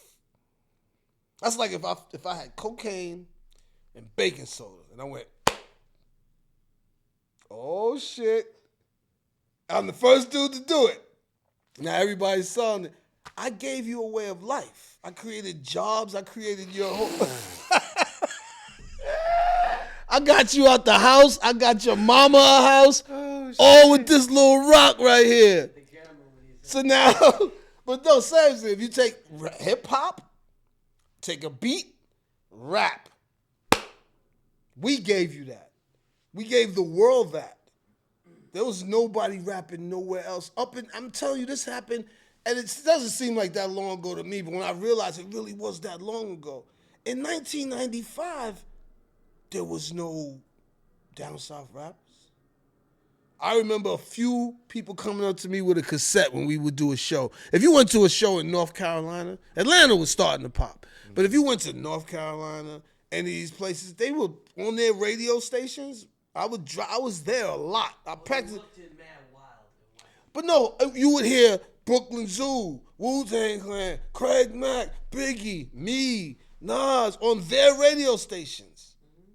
And I mean, I'm in there in Greensboro, I'm in Charlotte, I'm here, and their radio stations was playing nothing but the raw hip hop, Naughty by Nature. Like, they didn't have their own artists. They didn't have representation. You know what I'm saying? As to where now everything is regional. The South came along and started doing, but they didn't have that before. And this is in the mid-90s. So when I hear them talk about, yo, man, we running what? Running what we invented and gave you? It's just disrespectful. It's really disrespectful to me. All these other regions, like, bow the fuck down and tell these motherfuckers, we invented the shit you do. How the fuck you gonna talk crazy? You know what I mean? How you gonna talk crazy to niggas before us, man? Trust me, man. And I can take it further. The Bronx, where I'm from, there was parts of Queens and parts of Brooklyn that wasn't fucking with hip hop when I was fucking with hip hop. I remember specifically going to Bed-Stuy. My man's cousin lived out there. We took a Cold Crush 4 tape with us. Got on the train. Took a Cold Crush 4 tape with us. Was in the park playing it. There was niggas walking up to us that was from Bed-Stuy, that was his friends going, yo, what's that? What is that? I'm not lying. This is 1979, 1980. They ain't know it. Some people out there, I'm not saying all of Brooklyn didn't know, but there was blacks in parts of Brooklyn ain't know what the fuck hip-hop was then either. Bronx was it. Yeah. So to give the world this culture and then to see interviews with artists talk. I mean, if you're a kid, you wouldn't know, but you got to be responsible to know. Jazz is the only artist, you'll never see them talk crazy about Miles Davis or talk crazy about, You know, That's the contemporaries. but the ones who are doing it at a high level, they pay respect and homage. They know where it come from. Supposed to. They know where it comes. So to talk about New York, this, New York, and they hated us. They hate New York everywhere. Everywhere you go, they hate New York niggas. New York hate is forced. They actually love us. They hate us. They love us. Not anymore. They love used to before they could The do love-hate before they relationship. could do what we do or do an assimilation of what we do. Because I've yet to hear. Don't get me wrong. South done produced some of the dopest lyricists. You know, the dopest rappers. Truth. You know, Ludacris, T.I., Jeezy, Goody Mob, Yeah. Andre, Yeah. Big Boy, who don't get Yeah. enough credit. Big Boy is nice. Big boy, nice. Killer Mike. I mean, I can say it. There's Shit, these Big niggas, there's spitters down there that will twist up Yeah. Big crit. anyone Big from, beat. you know what I'm saying? Sci-Hi, right now, is one of my favorite niggas. To me, he's just dope as fuck. But Sci-Hi the Sci-Hi Prince, But see, monster. he's a monster. But I'm saying, but that's the respect that, but they respect the craft. Where's Sci-Hi from? He's from Atlanta, I think. Is he? Is he? He wrote for Kanye. I know. He I know. was I one know of he was Kanye's in writers. Kanye camp. Yeah. But when he spit, he's fire. Like I'm saying, he's nice. So don't get me wrong. I'm not saying somebody can't be, LA dudes have been nice. You know what I mean? Yeah. Chicago, there's some niggas in Chicago that's fucking nice. There's nice niggas everywhere. Philly, come on, man. You can hardly find a whack rapper from Philly. Yeah. I just think they all use the same cadence and style, a little You too right, much from Stone for Mountain, all of Georgia. them. Sci-Hi's from Georgia. Stone Right, Mountain. Georgia, okay. Stone Mountain. Like, take Philly, for example. I think they dope. Like, a lot of them are really good, but the cadence is very similar with each one. They have their own kind of style and slang the way they rap. Yeah. So it's hard for one guy to shine. Because I've never really heard nobody whack, like, oh, he's whack. Nah, but they rap too similar to each other. The Meek Mill sound. Yeah, so only one dude's going to make out of this pile of people, It's the Meek Mill sound. I mean, because you got Beans, Petey Crack. These niggas was fire, Beans man. had his own sound. Beans was a different. Beans is a different animal. Certain that's when I get into the gifted. There's Yeah. some people that are gifted. Yeah. Jadakiss, gifted. Yeah.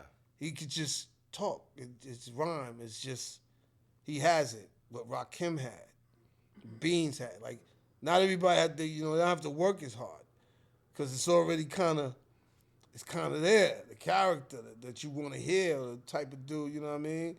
It's already coming through when they speak. But I mean, so that's why I say I don't think New York got the only dopest rappers forever. But the founding for the niggas who invented being dope is from New York. You wouldn't know what dope was if you never heard LL Cool J rap. He was the first, Kumo D, Melly Mel, Grandmaster. That's dope. He's nice. So the first people that were nice, that's the mark right there. And everyone has to go above and beyond it or whatever. But you're all just hybrids of these four to five individuals that I just named. You're just a hybrid of them. A growth, or you're him with an accent, him with a different skill, or with different slang, or him with different content, but you're still him. Scarface, put him out. Come on, man. One of the best writers. Scarface, one of the best writers, storytellers ever. But storytelling in hip hop comes from Slick Rick. The best to ever do it. Now you're a hybrid of him if you're telling stories. You see what I'm saying? You can't do something second and claim it and own it. You did it second. He already did it. You know what I mean? Like, did Tim Hardaway invent the crossover? I don't know. People say Tim Hardaway was the first to cross over. So anyone who crossed over after him, you crossed after him. He invented that move. Like, And then AI invented breaking ankles. Yeah, Then everybody trying to break ankles. Yeah. Nah, you're right. Now you could expound You on. could expound on You it, could right. expound on what I introduced. George Irving and Julius Irving and Yeah. some of these Yeah. guys back to different violence. I mean, Dr. Yeah, J for is the first Jordan, but he's not better than Jordan. But No. you can't say flashy play and athletic play was invented by anyone except Dr. J. Because nobody was moving their body like he was sure. on that basketball He's the court. prototype. Exactly. He's the prototype. And now, as we sit here now, we all know LeBron is the best ever. The best, not the greatest. Yeah. LeBron is the greatest. The biggest. He's just not great. I said that on purpose. Jordan's the best. LeBron is. No, Jordan's the greatest. LeBron is the best. I said that to kick. I love getting Jordan people upset and shit. Yeah. LeBron's better than Jordan, though. I'm dead serious. Dead serious. I don't care if you like what I said. For all your listeners, LeBron James is the best basketball player to ever live. Greatest. Huh? Oh, the comments? He's the greatest, yo. Jordan is number 2. Sorry. That's impossible. Hey. And don't talk to me about rings. I won't. Because if that's the case, Bill Russell's the greatest to ever play. Bill Russell's up there. He got 11 rings. Give that guy his credit. Yeah, hell yeah. Everybody should. You know why I can't? Not hard, not easy to do. He was. What Jordan did was he displayed. How tall was Bill Russell? 6'10". He was 6'10". Everybody else on the basketball court was 5'11". All the person. He played against Wilt Chamberlain. That's it. That's that. Wilt was the greatest, the best big man. He beat Wilt every time. Better team. He didn't beat him every time. Whatever. Yeah, They lost to them once. Stats on that. Yeah, no, I'm just saying. These dudes were incredible. Like, all right, that's my argument about Jordan. Jordan was super athletic when there was only one other dude in the league that was like maybe 2. I wouldn't say Dominique Wilkins. I wouldn't say that. When he first came in. I feel like And they was wearing them little shorts. When Magic Johnson was just doing Harlem Globetrotter moves. Because Magic was stiff as a motherfucker. It wasn't no athleticism. You know what I'm saying? I feel like Larry Bird wasn't athletic. He was just proficient. when Jordan played, it was the most best era. He was the only one who could do the shit he was doing, is what I'm saying. LeBron is playing against about 40 Jordans. Mad niggas that's nice that could do all of the crazy athletic shit. LeBron's also on the super soldier serum, so he's a completely different brand. they're all He, geeked these are different brands. He don't take First stop. off, this is coming from someone that works with athletes as a trainer. Make sure you follow Alpha Fitness 914 for your fitness goals. He pays $2 million a year on his body. Yeah, You know that. and you know what goes into that body? Legal steroids that aren't steroids but do the same motherfucking magical thing, which is Okay, what? it's legal. Speed up recovery. Listen, you got people taking peptides right now, BPC 157, TB 500. This shit that motherfuckers selling on TikTok. And if they get in the A1 version of it, there are peptides that right now can take your 16-week recovery to 3. So Jordan didn't have that because a lot of this shit wasn't even available. Hey, I got an answer for all of this steroid shit. That's not steroids. I mean, call it even- what it I is. remember when Peptides. remember in baseball? Before the steroids were illegal, they were legal. But remember in Yeah. steroids in baseball when they Yeah. said that Mark McGwire and That's why he hit what he hit. Yeah. then why don't just everybody take steroids? And now there's no more cheating. It's a catch-22. It's a catch-22 Now because there's the no more majority. cheating. No, We're all taking because the it. majority of professional athletes. Steroids don't make you see the The baseball. majority of yes, they do. Steroids Hold help on, you see time out. As someone that works with athletes, now we can get into the science of it. This is my forte. If you're taking compounds that literally increase your reaction time, your synaptical response time, it is making you more efficient and proficient player. That's exactly why motherfuckers take that Yeah, shit. man, how come you Everything. How come you use on big words and Cause shit? this the shit I know, nigga. I wish I had me some I'm just steroid playing. babies. I'd be making some money. I'm out this joking with motherfucker. you. I'm joking with you, man. John McEnroe. Oh, yeah, John yeah, McEnroe John what? McEnroe. He was a tennis player. Yeah, Steroids. he was geeked out. He was To geeked see out. better? He wasn't strong. Yeah. He was into performance. I just think if you let everybody. Why don't you take the guy he's the forefather? Lance Armstrong. Yeah. Yeah. Yeah. Yeah. Forefather. Yo, he got one. Yes. Yes. They yes, shouldn't even yes. be dissing him. He got one nut, and he still was riding Well, that bike. there's a lot of conversation that he has one nut because of the use of what he did. Cut Yeah. his balls off. Didn't he get his balls? No, he cut had off? one testicle, but had nothing to do with it because realistically, the amount of shit that he was taking, this motherfucker was the real Captain America super soldier. Word. Yes. So yes. he deserves to get him a diss. They should take his. I mean, he his might have award. lost He won his, the Tour de France how many times? 7, I think. Yeah. Did they take his championship back? They did. They did. All of them? Everything. They made a bunch of They Bill Cosby them? Yeah. Damn. Yeah. Lance Armstrong was one of the poster childs for, you got caught, you're done. Oh, damn. I didn't know So they that's took why all they his try to get shit. better at not getting caught. They ain't take the money, though, because he made tons of money. Watch now. They went to his house and he was like, This is what you do. Yes. Because Yeah. I saw one baseball dude. He was like, "Listen, man." He said they keep testing us and stressing us. He said, "But if I don't take it, I'm off the team." He said, "Because everybody else is using, I gotta keep up." There you go. That's why they should. And that's the reality Just of make it. it legal. Yeah, so I'm not even gonna say that like LeBron's on steroids. Like I know shouldn't make LeBron it or his legal. camp. It's also why they should. Why they shouldn't. Because when they do, then It's gonna get worse. It's gonna get worse. Yeah. And the games will Yeah. get more exciting. Oh man, they will. You right. Because there was nothing like Everybody in the WNBA you gonna be dunking. that. There was nothing like that Mark McGuire, Sammy Sosa shit. Boy, that brought baseball back. But yeah, that had niggas. That's why niggas started buying them baseball hats. Yeah. That's why we started buying them baseball hats. That era. These niggas was hit pows, a home run. Was like, oh shit. My God. Yeah. So yeah, I don't think like, and again, not to take nothing away from LeBron. I don't know LeBron. I'm popping my shit. I'm popping my shit. But I do know for a fact, like, not no steroids. I won't say that. But as far as the substances that the average person can't get their hands on to speed up recovery and all that good shit, that $2 million is being well spent for surely. Right. For surely. Like, I wish I could. Like, don't get it twisted. Put me in position to get that chicken. Doc, I will spend the $2 million too. So I'm not talking. I want it, nigga. I'm an athlete too. But the pills ain't give him the talent. No. ball It handle. It enhances. The IQ. That's why it's called an enhancer. You know, His it's basketball an enhancer. IQ. You gotta be him. Let me ask You still gotta be him. Guys is 40 years old and shit. And he's still balling with a 20-year-old. He's the greatest. That's why he's the greatest. About him, just in general. All these athletes, 45 years old and shit, running around like they 30. Who? You think that's from eating grass? Only Braun is doing that. No one else is. Brady? Tom Brady. Well, listen. What do you mean, Tom? He's not playing no more. Fucking Roger Clemens? You said Tom Brady like It's obvious. no, Tom Brady he wasn't a super athletic ever.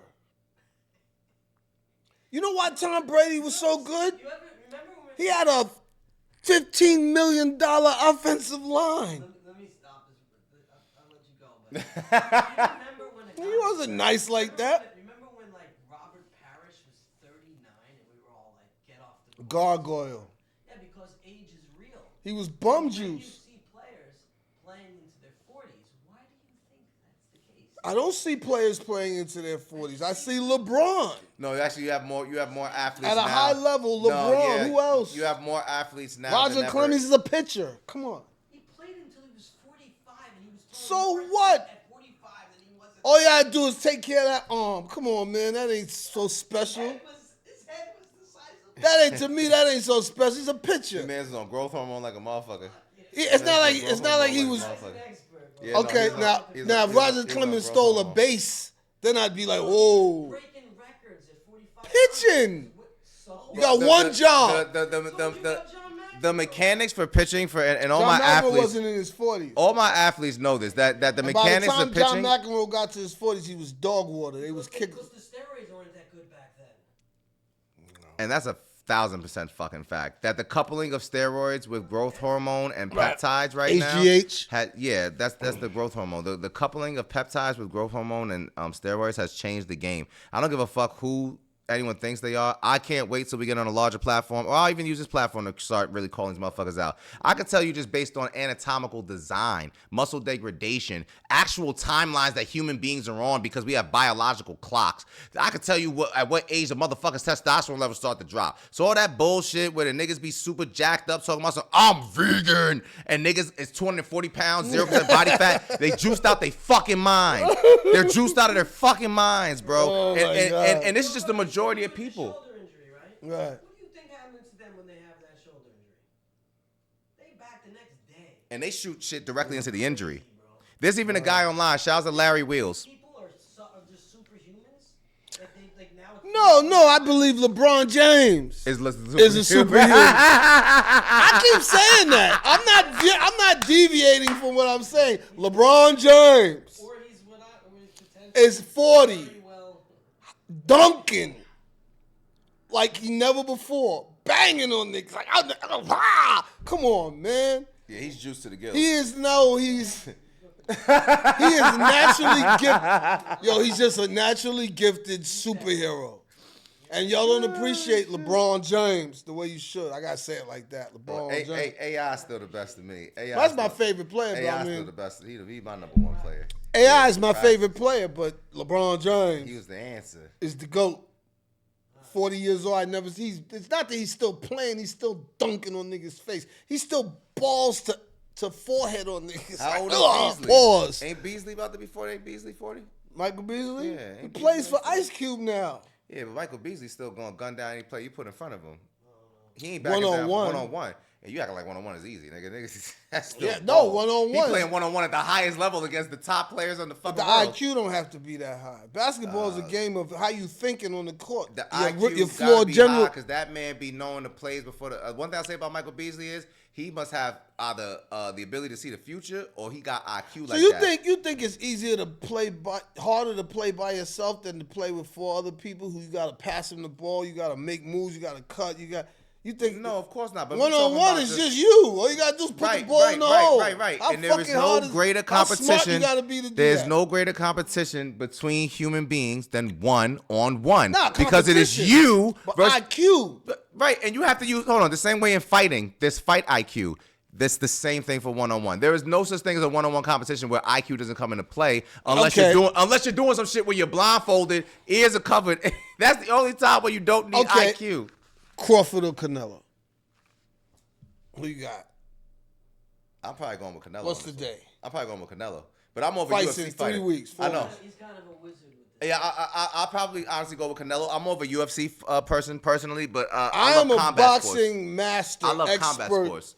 I just love combat in general. Boxing is my number one. I know what I'm talking about. I've been watching this shit. I've been watching boxing since forever. So who you got? I got Crawford. Why? Because Canelo's not really that good. Let me tell you why. He's strong. He's technical. But when he runs into people that got hands, he got problems. And it's not just Crawford. Look at all his fights. Yeah. Anytime somebody stepped in there that actually had hands, like exceptional hands, if you're a regular boxer with the jab hook, Canelo's going to beat the shit out of you. Because you can't hit him. It's hard to hit him. He learned from Mayweather. You see how Mayweather beat the brakes off of him. Because Mayweather got hands. And he's fast enough to move. But Crawford's not Crawford as good as got Mayweather. hands, Crawford's though. not as good as Mayweather. But he hits harder. Of course. That part, given. And Given, he's given. smart. Yeah. And he can switch from southpaw to regular in the same round. Have you looking crazy out there. Yeah. He's going to have Canelo looking, he's going to knock him out. Mark my words. Oh, yeah, come back to this and watch it again and say, yo, and he's knocking him out. He's not just winning, he's knocking him out. What round? What's your prediction? 8th. 8th round knockout? 8th round. By then, Canelo's going to be so frustrated by the 6th round. Canelo's going to do great the first 3 rounds. He's going to come out and try to impose his size and will. Yeah. Once he sees that Bud can take a punch, and no, don't get me wrong, Bud might even get knocked down. He might even have to, he might get knocked down. If he gets knocked down, it'll be by the 4th or 5th. He might go down, but he's not going to go out. It's going to be one of them, damn, got caught. He's going to get up, and then he's going to administer the beats on Canelo. Watch. 8th round. 8th. All right. Sleep. Recorded now. We got it Sleep. recorded. Listen. Might as well have a bet on it. I'm about to say, I might fuck around. Close with your eyes you. and picture it. You can hear the announcer saying it. Oh my God, Canelo is down. Canelo is down for the first time in his career. I'll do a 100 push-up bet with you. I'll do a 100 push-up bet. He doesn't look good, Bob. I don't know if he's going to survive this. Oh, Canelo's down again. He's down. Watch, I can hear it. Picture it. See it? Everybody going crazy, screaming, I don't believe it. Crawford has done it again. Because that's all you heard when he fought Spence. They was, oh, Spence is too big. He's too, by the third, he's like, oh my God. Yeah, he beat dog shit out of Spence. His nigga's face. Did. I got a close-up shot in my phone of the impact and how his face when was the nigga face was shaking. Yeah.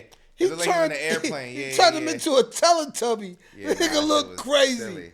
He beat the brakes off of him. And it was easy. It was disgusting. It's like he didn't even belong in there with him. Like, who is this man? Yeah. Now, you see how big Bud got? Yeah. I'm telling you. Canelo, when he fought Vivitar, when he tried to move up in weight, his other loss that he got. Yeah. You saw, it wasn't just because Vivitar was bigger than him.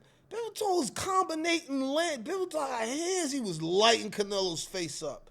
Watch that fight. It was pop, pop, pop, pop, pop. If Bud hits him that many times, he's going to bed. He's going to bed. If he gets a clean, and it's them shots that Bud throw that you don't see. You ever see that left that just over? Oh, damn, he hit him? And then when they show it in slow motion, you see it was that left. Left. That straightforward left that comes from under here. Yeah. And he lifts it up. Yeah. Like he's trying to take the seatbelt off.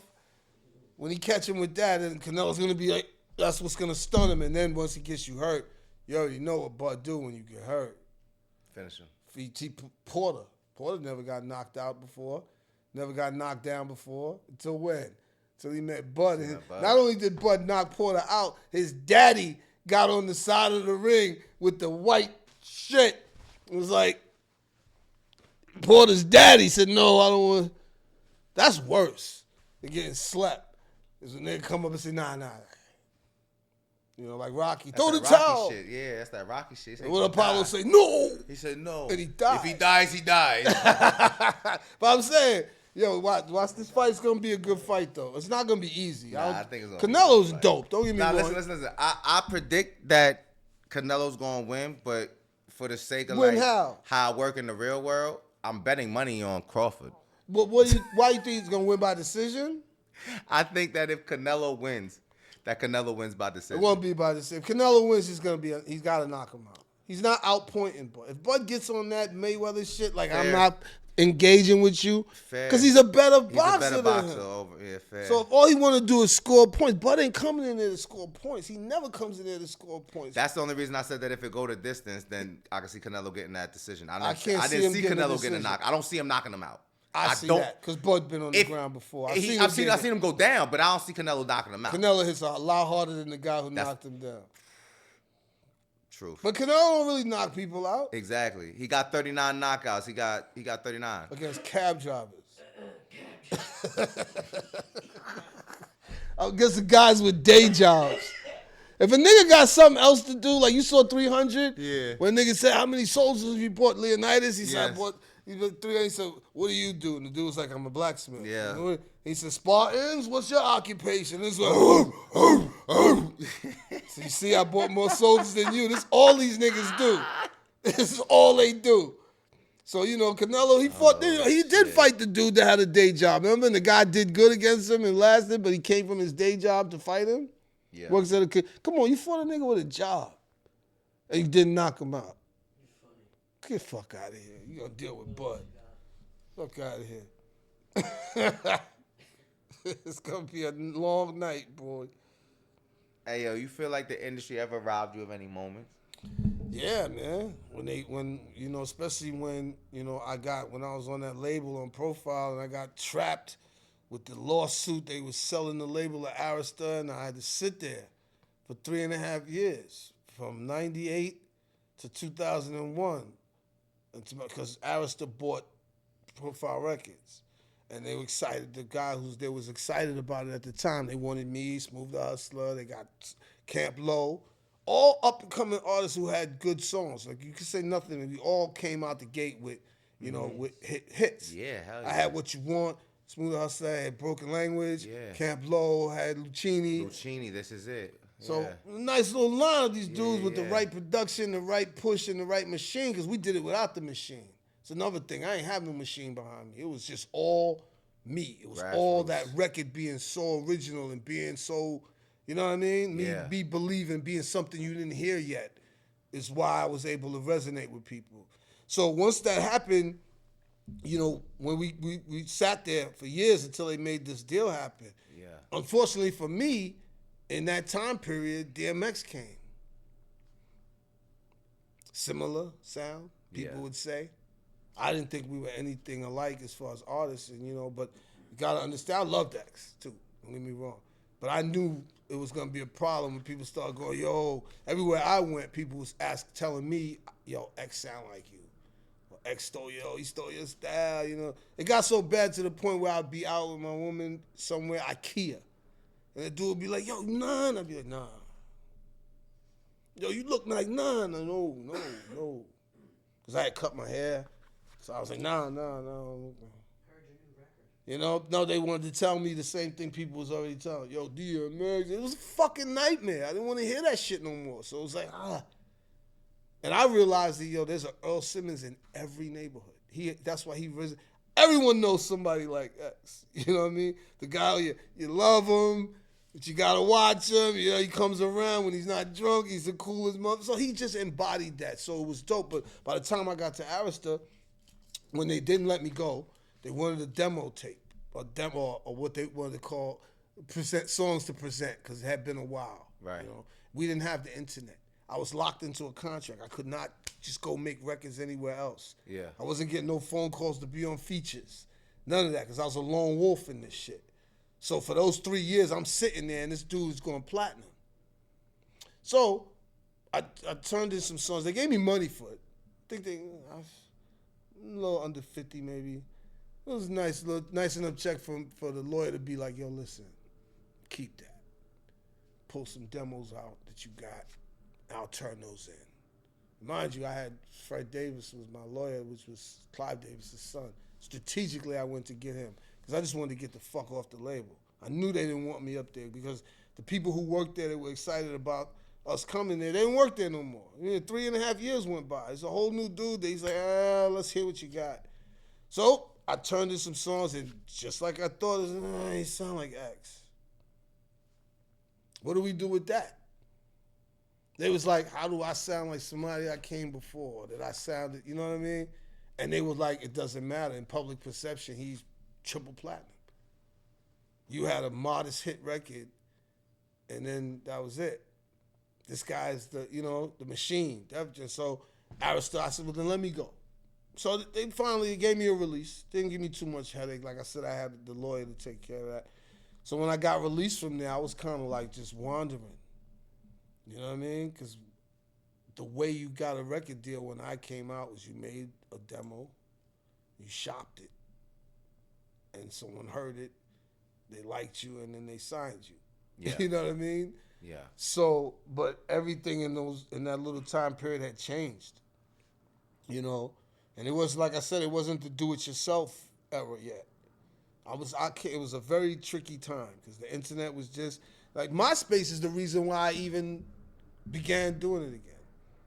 Because I was still working, recording. You know, you still had the illusion. You know, some people was trying to offer me deals here or there, and I'm making demos and trying to make moves throughout it. But during that time of doing that, you know, depression hits a lot. You had something you've been working for your whole life. Like, I'm gonna be dead ass with you. You know, I didn't even know what depression was or why I was acting this way. I wasn't moving, wasn't shaving, wasn't like everything just gradually.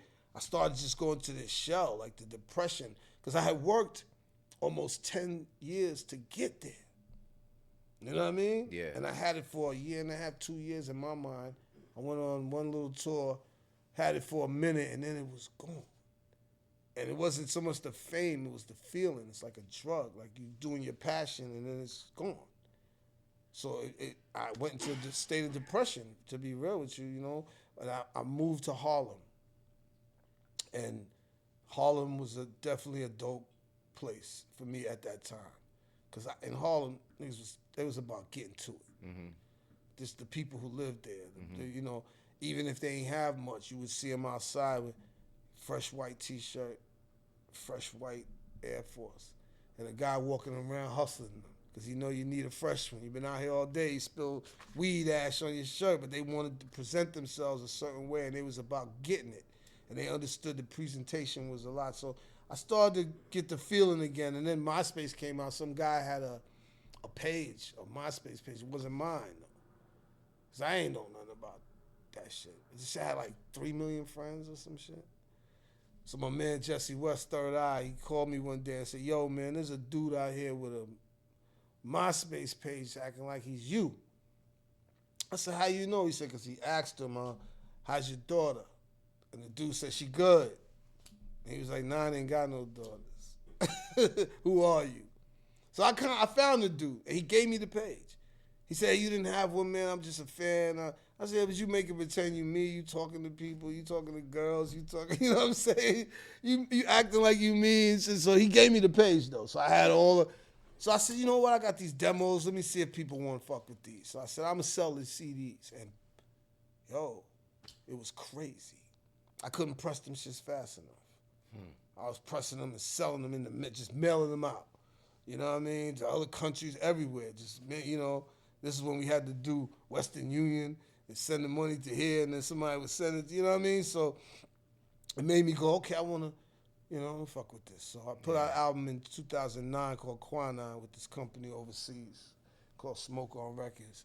It was a decent little, you know, just some beats I gathered. It was nothing like the production that I had came from or was used to. So by the time we got, you know, I got into that, it was like, all right, there's a lane for this for me again, you know. But then I took another long-ass sit back and evaluate. Still working, though. Tried to help other artists. I was trying to do a lot. I was doing some things, though. You know, I was writing some commercials. I was getting this. I was getting some money. Yeah. I was selling own price. So I was like, okay, this is better than the post office. It might not be the, you know, the Beamer, Benz, and Bentley money, but it's better than the post office at the time. You know what I mean? I'm making money doing what I want to do, what I love to do. So it was 2018, I put out King with the Snow Goons, that album. And then, you know, we start. And I guess you have to wait for your time period because I was a little older than the guys that are old now. So now there's a whole audience that, you know, we're over 50, but I want to hear some music. I'm supposed to stop listening to music? And I got to listen to the shit you making because I'm not supposed to make me. See, this is the only time that grandparents and grandkids have shared the same genre of music. That's why earlier I said it shouldn't be called hip-hop.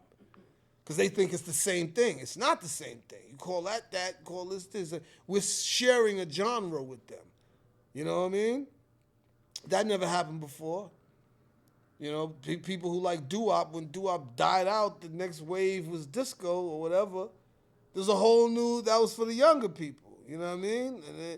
So, as I see it now, they've all caught up. Our fans, there was no such thing as 50-year-old rappers when I was a kid, because there was no such thing as 50-year-old rap fans. There was no... Rap wasn't even 10 years old. We were the ones who invented it, who brought it in, so we were the elder statesmen. It grew with us. The fans that grew with us, it grew, the culture that grew with us grew, so it should be separated. Adult, everyone else has it, adult contemporary rock music, alternate rock, they have all these categories for different age genres to help you navigate and find music that you enjoy. That's what it's really for, to help people navigate to find what they like. Not just say hip-hop. And now I'm looking for hip-hop and I got to go through some Drake records and this guy and drill that to finally find, oh shit, Raekwon put a new album out. I shouldn't have to look that hard. You know what I mean? It's a category. Categorize this shit. So we fighting for that, to get it categorized. But also by making punishing music that niggas can't front on. And you know who your audience is. Like, I know who I'm making records for right now. And I know they gonna feel it. I know it's smacking niggas. You know what I'm saying? This is what we do. But I know who I'm doing it for. Me and a kid, you know, me and a 20-year-old shouldn't have nothing. Unless, the only conversation me and a 20-year-old should have is if I'm saying, okay, now turn to page 16. Or if I'm telling him, yo, who told you to be out this late at night? Go take the garbage. That's the only conversation I'm having. You either a kid or I'm teaching you. I don't hang out with these niggas. I'm not supposed to. You know how ridiculous that is? That you would actually think you could make records that's going to make a kid. You can shit lightning and these kids is not fucking with you. You can make a drill record that's smashing and it's fire. As soon as they get a look at you, they ain't fucking with you. You old to them. As it should be. You know? Now, unfortunately for me, it's not the same, because if young dudes that's nice at this shit, I'm fucking with them. If I see a young, he's spitting, and he's keeping the foundation the way it is, I'm like, oh, he's nice. And there's a few of them, but I know how to look for music. I know how to find my playlist, if I showed you my playlist, it's nuts. It's nuts. I got all kinds of young dudes, but they're all dope. Everybody can spit. I don't care how many followers you got. If your shit come across my time and your bars are fire, you give me that feeling, because I want to enjoy myself. I want to be entertained. I want I want people to make good music so I can enjoy it. You know what I'm saying? I don't want, oh, his shit is whack, I'm the only one making hot. Nah, this is my contribution this is my passion. But at the same time, I want to listen to some other stuff that don't sound like me. I don't want you to rap like me or use my approach of self-expression because it's supposed to be self-expression. But if you dope and the bars are hitting, I'm like, oh, yeah, I'm fucking with this. I want to enjoy. That's why when a person tells me, oh, I hate, like, I don't really like country music. I didn't think I liked country music as much as I do. Yeah. It wasn't because of Beyonce either. I started to listen. I told you to. Okay, he wants to take it. He did. But like if a person says they don't like something that you like I don't fuck with that. I don't like rock. To me, that's your loss. The more shit I like, the more enjoyment I get, the more dopamine gets released in my brain, the more I'm happy. This can make me happy. That can make me happy. If only one thing makes you, I feel sorry for you in a way. Because you're missing out. Because happy is happy. Dopamine is dopamine. You know what I mean? Once the brain releases it, it doesn't know. It's not no high level grade dopamine for this or that. No, it's just happy. It's feeling good or feeling bad. That's it. There's no, I feel more happy than you because I have a Benz. No, happy is happy. You dig what I'm saying? Yeah. So, that's the way I approach life. I look for shit that makes me happy, music that I enjoy. Of course, this is a business. We're figuring out how to really capitalize and make some, but as the markets open up, as we keep going on, who thought we'd be here now? Still rapping, still talking about it, still doing it. Agreed.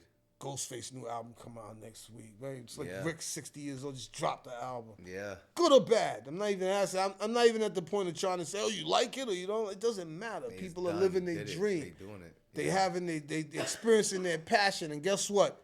Dopamine is being released. They having their way. Dopamine is being released in their brain. They're happy.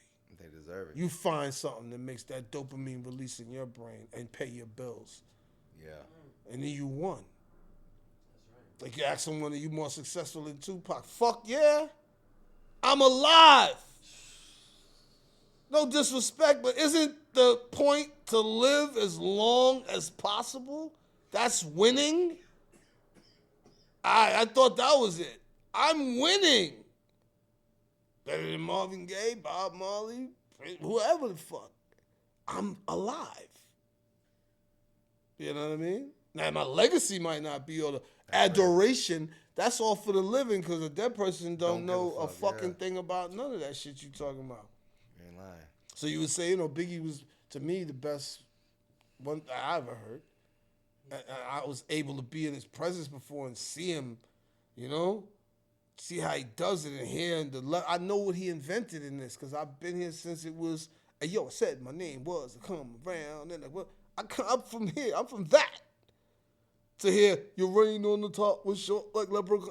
I know where it comes from, the seeded growth and evolution in lyricism and in approach and stuff. So I'm able to appreciate it, and I definitely know who is that and who ain't that. Respect. And Respect. Biggie was that. Pun was that. If the BX could say something, if the BX could speak, and you as a representative of this legacy of Bronx rap, if the BX could speak to the world right now, what would the message be from the BX to the world? Treat us and what we gave you like Muslims treat Mecca. Revere us that same way. This was created by kids from the Bronx. Gave you a life, a business, a style, a way to talk, a way to do. That's all the Bronx should get. The big, this is where it's from. I'm not sure. Jazz from New Orleans, right? The credit is New Orleans. Mm-hmm. That's where they get the credit, Yeah, yeah. from New Orleans, probably. Yeah. And they give all Blues. homage and respect. You'll never see a jazz musician in San Francisco talk shit about New Orleans. Never. So that's what I would say if the Bronx had a voice. Then it would be a New York thing as well. Yeah. Not just it's a New York thing. Yeah. And then it's not just like, oh, he's a New York. Nah, man, this is a fact. I don't mince my words or try to make people comfortable by not telling the truth. If there's lies being said by me, then you tell me where I'm lying. But I'm speaking the truth. I'm not demanding homage or respect for something that doesn't deserve it, or that I'm not speaking the truth. I'm telling you, motherfuckers, the truth. And if the truth bothers you, if you're from another city or another region and you upset by my truth, then I don't know what to tell you. Tough nuggies. Eat a dick. I ain't scared of none of you niggas. That's some real Bronx shit right there. Eat a dick. Eat a dick, nigga. You know what I mean? That's not that I don't love everywhere, but you asked me the specific question, what I would want, you know. Yeah.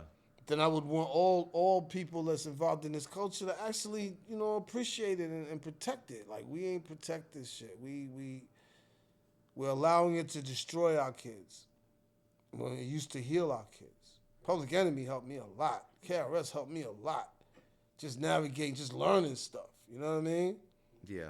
I didn't know who Farrakhan was till Chuck D said, Farrakhan's a prophet that I think you want to listen to. Good or bad, it made me aware of who this man was and that he was fighting for people who looked like me. Whether I agree with his tactics or his approach, I'm not trying to get into all that because people like to argue about that. This is a man who woke up and his agenda was the betterment, to better the living conditions and treatment of people that look like me. So how could I not honor that? You know what I'm saying? That's real. KRS told us food was shit, and we should watch out for this. You know what I mean? Education, you know, human education against lies. That whole movement that that he did. Yeah. You know, it helped. Now you ain't helping these people. We got a song called Sucker MC, and it's saying how you praising you're a sucker MC. The new sucker MC is a motherfucker who gives you information of how to go to jail, how to lose your life, how to get high. I mean, these niggas is fucking junkies, for Christ's sake. Niggas is on drugs, and it's cool to be on drugs. Are you crazy? Look what has happened. It's insane to me. And I know why they did it. I know why corporate America did this. They realized the power. You know, Chuck D had everybody wearing shoestrings with leather patches of Africa. No, the gold chain disappeared. They was like, their number one customer for buffoonery is the black American. Because we are. We're the purveyors of buffoonery. We will buy the stupidest shit. Look at these niggas today. You buy a chain, you got a chain on your neck, right? That you will get killed for anywhere you go with it. You can't wear it nowhere, right? You gotta have bodyguards. Many people have died over it. But that power that you feel with that chain is worth risking your life, right? To wear it or spend all of this money on it. We're buffoon. Who else does that? The Jewish people that sell it to you don't even wear that shit. Who the fuck else does that? And it seems to me, the bigger the record contract got, the more shit they figured out for you to spend it on. All right? Because first, a big gold chain like Run DMC had, that was $1,500 to $2,000 back in the day. Mind you, minimum wage was $3.35. I'm going to go back to that. So you're not affording that, right? The bigger the genre get, the bigger the perks and prizes got. To where now, I want a Philippe Patek or whatever watch that costs $2 million. You walking around with $250,000 on your wrist and you grew up in the trailer park. You don't have shit. But now you buy all that shit. But you won't give your mans nothing to help him come up. You won't give your mama. Some of these niggas' mothers still live where they lived. And these niggas is walking around with, what's that dude's name? His mom's is online now, wilding out on him. Who's talking about, Jay Guapo? No, he's a rapper. One of them is just from the South. His mother looked just like him. Finesse something. What's his name? Oh, Finesse 2 times. Yeah, his mom's is on there. She's getting home. She's homeless. She's getting evicted. This nigga got diamonds in his mouth. And I'm trying to get in nobody's business, but come on, man. Look how that looks. No other group of people behave this way. I've never seen it. I've never seen it. You pick a nationality or group of people. Well, that's not a group. That's an individual. He's part of the collective of fuckness, of fuckery. Rappers are a small percentage of human beings. No. Fine, but they have the most. They do the most damage. This small percent of human beings damages the large group. Oh, agreed. Because his message of a rapper think in order for him to get on, as soon as he get his deal, he goes straight to the jeweler. He gotta have this. Diamonds. He got to. He's not popping if he don't have it. And I know what the jewelry is for. We all know what it's really for. What it boils down to. You know what it boils down to? When you're wearing a Rolex or you're wearing all the ice on your neck, the young men, it boils down to one thing. Pussy. Because when you have that on, you're going to get a lot of pussy. When you driving that fucking Lambo, you know what you're going to get? Pussy. That's a Rolex? Pussy. This watch comes with pussy. This chain comes with pussy. And it's automatic pussy. You don't even got to talk. You don't got to show her you're a nice guy. None of that shit. All you got to do is walk in the room with that shit on, the here I am, an ignorant nigga starter kit, pussy. And what's the number one thing that destroys all man? Pussy. What did Shannon Sharp just lose his football career for? Pussy. When I say football career, he made $22 million in his football career. Over the whole career, you get that little bitch $23 million. That's $1 million more than you made all of years. And why did it happen? Pussy. Diddy just went through the most horrific shit you could ever, embarrassment. We know all about his man. Why? Pussy. I mean, that seemed to be more about dick, but hey. R. Kelly. All right, let's say sex. All right, I'm trying to be, you right. But it's still sex.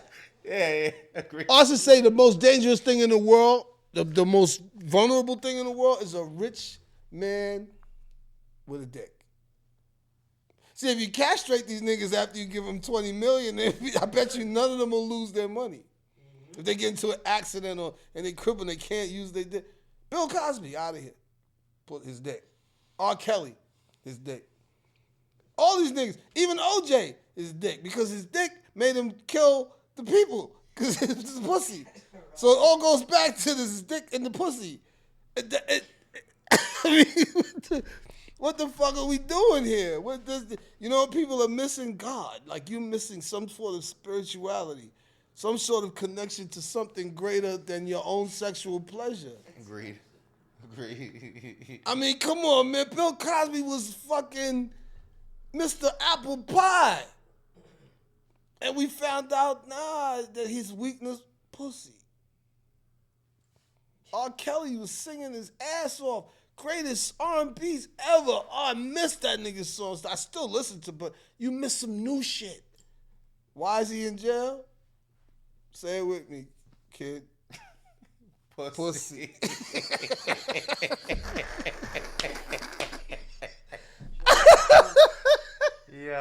Yo, imagine that. Imagine being Shannon Sharp right now, waking up. Even if you pay, he paid this. Imagine how you must feel looking in the mirror every morning going, damn, I just get $20 million because I fucked up. Because I wanted to fuck. $11.5 million per cheek. That's crazy. Yo. And she's something else. She's diabolical. She made a post. I am now retiring. I'm retired from OnlyFans. Then she put up a post the other day. Guess what it was? She's reading a Bible scripture in the mirror. That's her new content? Oh my God. Yo, I'm in tears right now because it's like, how stupid can you niggas be, man? They just went and got Smokey Robinson, man. You heard about that? I saw. Pussy. It never goes away. That nigga's 90. Can't say. He texted me. I meant to tell you. He texted me 30 minutes ago. Yeah. That nigga 90 and he still can't escape the pussy. Crazy work. Oh my God, man. Crazy work. What? Before we get about it. Because when you really think about it and say it in your head over and over, you like, yo, these niggas' lives is ruined or their pockets are ruined for pussy. Yeah. And the funny thing is, after you nut, it's the most unimportant thing in the world for the first 5 seconds after you. Yeah, you don't care. That's how you know you're in love. Yeah, when you still care When after you nut and you still can hold her. Yeah. You know Yeah. Because it's called post-nut clarity. Post-nut clarity. Exactly. You be like, oh, damn it, the fuck, I did it again with this fucking. It's like, God damn it. Get the fuck out your house and shit. You don't want to talk. Then it's not you don't like her, because as soon as your hormones refill, the testosterone refills, you'll call her ass back over. But I'm talking about that moment after. When you realize I shouldn't even have did. And I can't. The one thing I can't remember, I'll never remember, is a nut. Yeah. Once that shit's done, it's over. I don't remember it. Yeah. I remember I did it. Yeah. I remember I liked her. I remember the pussy's good. Yeah. I remember she's sexy, but I don't remember that feeling. You can't retain that feeling. No. So you lost $20 million over a nut that you can't feel no more. I need me an automatic nut machine for that. Yeah, like, it got to come with some, I can press a button and just, they you know got what I'm that saying? in Japan. I can remember it. Like, I could attach something and it reminds me exactly of you, of her, that cost me $20 million because I fucked her. I could remember that nut forever. Just attach something to your head and be, okay, that was the nut. Oh, that was working. That's that Elon Musk Neuralink shit. Yeah, you need a Neuralink or something, because other than that, it's over. It's over. You got any new music coming out? Any projects? Anything Yes, you want to talk about? I'm getting ready to go absolutely batshit out here. Well, me and yourself got a joint. Yeah, not like because you're not that nice. Not that nice. So I got a album that's basically almost done. Yeah. Fucking rocking with Cool G Rap. I'm on his album. I got Congratulations, yeah. What I'm getting ready to do now is on my YouTube page is up and cracking. Yeah. So I'm doing something called the 9 series. It's gonna be a bunch of short freestyles, and it's not gonna stop. Yeah. One every week. I just recorded 11 of them today. Let's go. And I'm putting them out every week. Get that page going. So follow me on Instagram at 9_double_MM. Copy. YouTube page is The Real MC9 on YouTube. Copy. We're going to make sure to put all the links to everything. Put them in the bio because I'm getting ready to flood with content, because I'm one of those dudes who, I need a reason to be able. Like, people say I'm unreasonable. I'm like, no, I need a reason to be able. I need a reason, yeah. You know what I mean? So now battery. Thanks to Funk Flex, me and him is on really good space right now. Shout out to the OG. He's helping me make these movements and get back in pocket and what I need to do and how we need to build. So it's going to be the campaign when it starts, probably the first week of September. I'm going to drop the first freestyle, and it's not going to stop. Fourth quarter. No, it's not going to stop. So the song will be coming out in the midst of that. A song will be out there. He'll be playing. Yes. Then I'm going to pick the rollout single, album. Yeah. And we just going to keep going, baby. We're going to, run it up. Little podcast I'm putting together with my homegirl Unique from the Bounce Squad. It's called Unwrapped. So I get to do some artists talking. I love talking about this culture to people and get their perspective. Of course. I used to go to the studio whenever I had an artist that I worked with. They would write their lyrics. If they wrote them at the studio, I would ask them when they leave, I could take this. Yeah. So I got like Sadat X, right? So I got Capadon. Like, everybody writes so different. It's so crazy. So that's fire. I'm trying to keep a little scrapbook and put them together like how each person writes. Like Sadat puts a big number 1 on the page, and then he uses like maybe 4 bars will fit on that one page because he writes them real big, and then he'll turn the page over. Capadon will write sideways, and it'd be scribble scrabble. Like, if you found it, you would not be able to say it. Oh, shit. Like a lot of these dudes. So I used to do, I was like, yo, I should keep that. Like, I kept all my old lyrics. The notebooks. I found an envelope that said 9 Lives the other day. I opened it up. It's the original lyrics when I wrote it, scratching it out and all the scratch outs. And I remember saving that because that should be so important to you when you first do it. Yeah, of course. The minute you record it, it's the most useless shit. Care. Because if you lose it, you forget the song or something. Like, back then, you're nervous about losing something. Of course. But as soon as it's done, so I said, you know what? I'm going to treat this paper, these lyrics, or these written compositions with the same importance I did before I recorded them. Scriptures. When I had to have it. Like, where's my papers? Yeah. Go in the studio, like, oh, shit, if you forgot it, you can't even do the rhyme. Yeah. Don't know, unless, Jay and Biggie and them, they had different mentality, different approach. memorizing shit differently. Yeah, you know? yeah, But yeah. me, I come from the sit down and write. Now I don't. Yeah. I don't have to write anymore. Right. You're still writing. But it's any direction I'm you just want. writing Right in your head as you I go. spit this line into the phone, then spit that line into the phone till it's Right, all right. in there, and then I say it all together. Then I write it down. Yeah. Because it's like a security blanket for me Of to know that course. the papers are there, but I got all the songs on the phone, and then you record them. So the process is a little different, but I think we should archive those type of things. I wish I had more of it that Yeah. you can share with people so they can see. I mean, people that's really into the culture. Of course. We're not talking to the layman that's just passing by. Yeah, yeah, if you're yeah. commercial with it and you just want to get a check and you want to be, you want the chain so you can get some pussy. Pussy. I'm not really talking to you. I'm talking to people who really love this culture, who's a passion for them. They love the music. You know what I mean? Yeah. Word up. Yeah, that was a pleasure, man, to have you up in here. Yo, On that thanks, note, man. Have fun, man. This was dope. Yes, sir. Yes, Y'all sir. been talking Make sure about y'all this for a while. subscribe, follow, Yes. like, catch 9 on all platforms. You already know. I'm gonna make sure I link him down below in the description. Yeah. I appreciate y'all. Rise of the lost. We doing the work so the work get done. Excellence is the bar. The bar has been set, and I'm gonna see y'all on the next one. Yeah. Fuck up out of here, G. Peace. Yes, sir. Peace.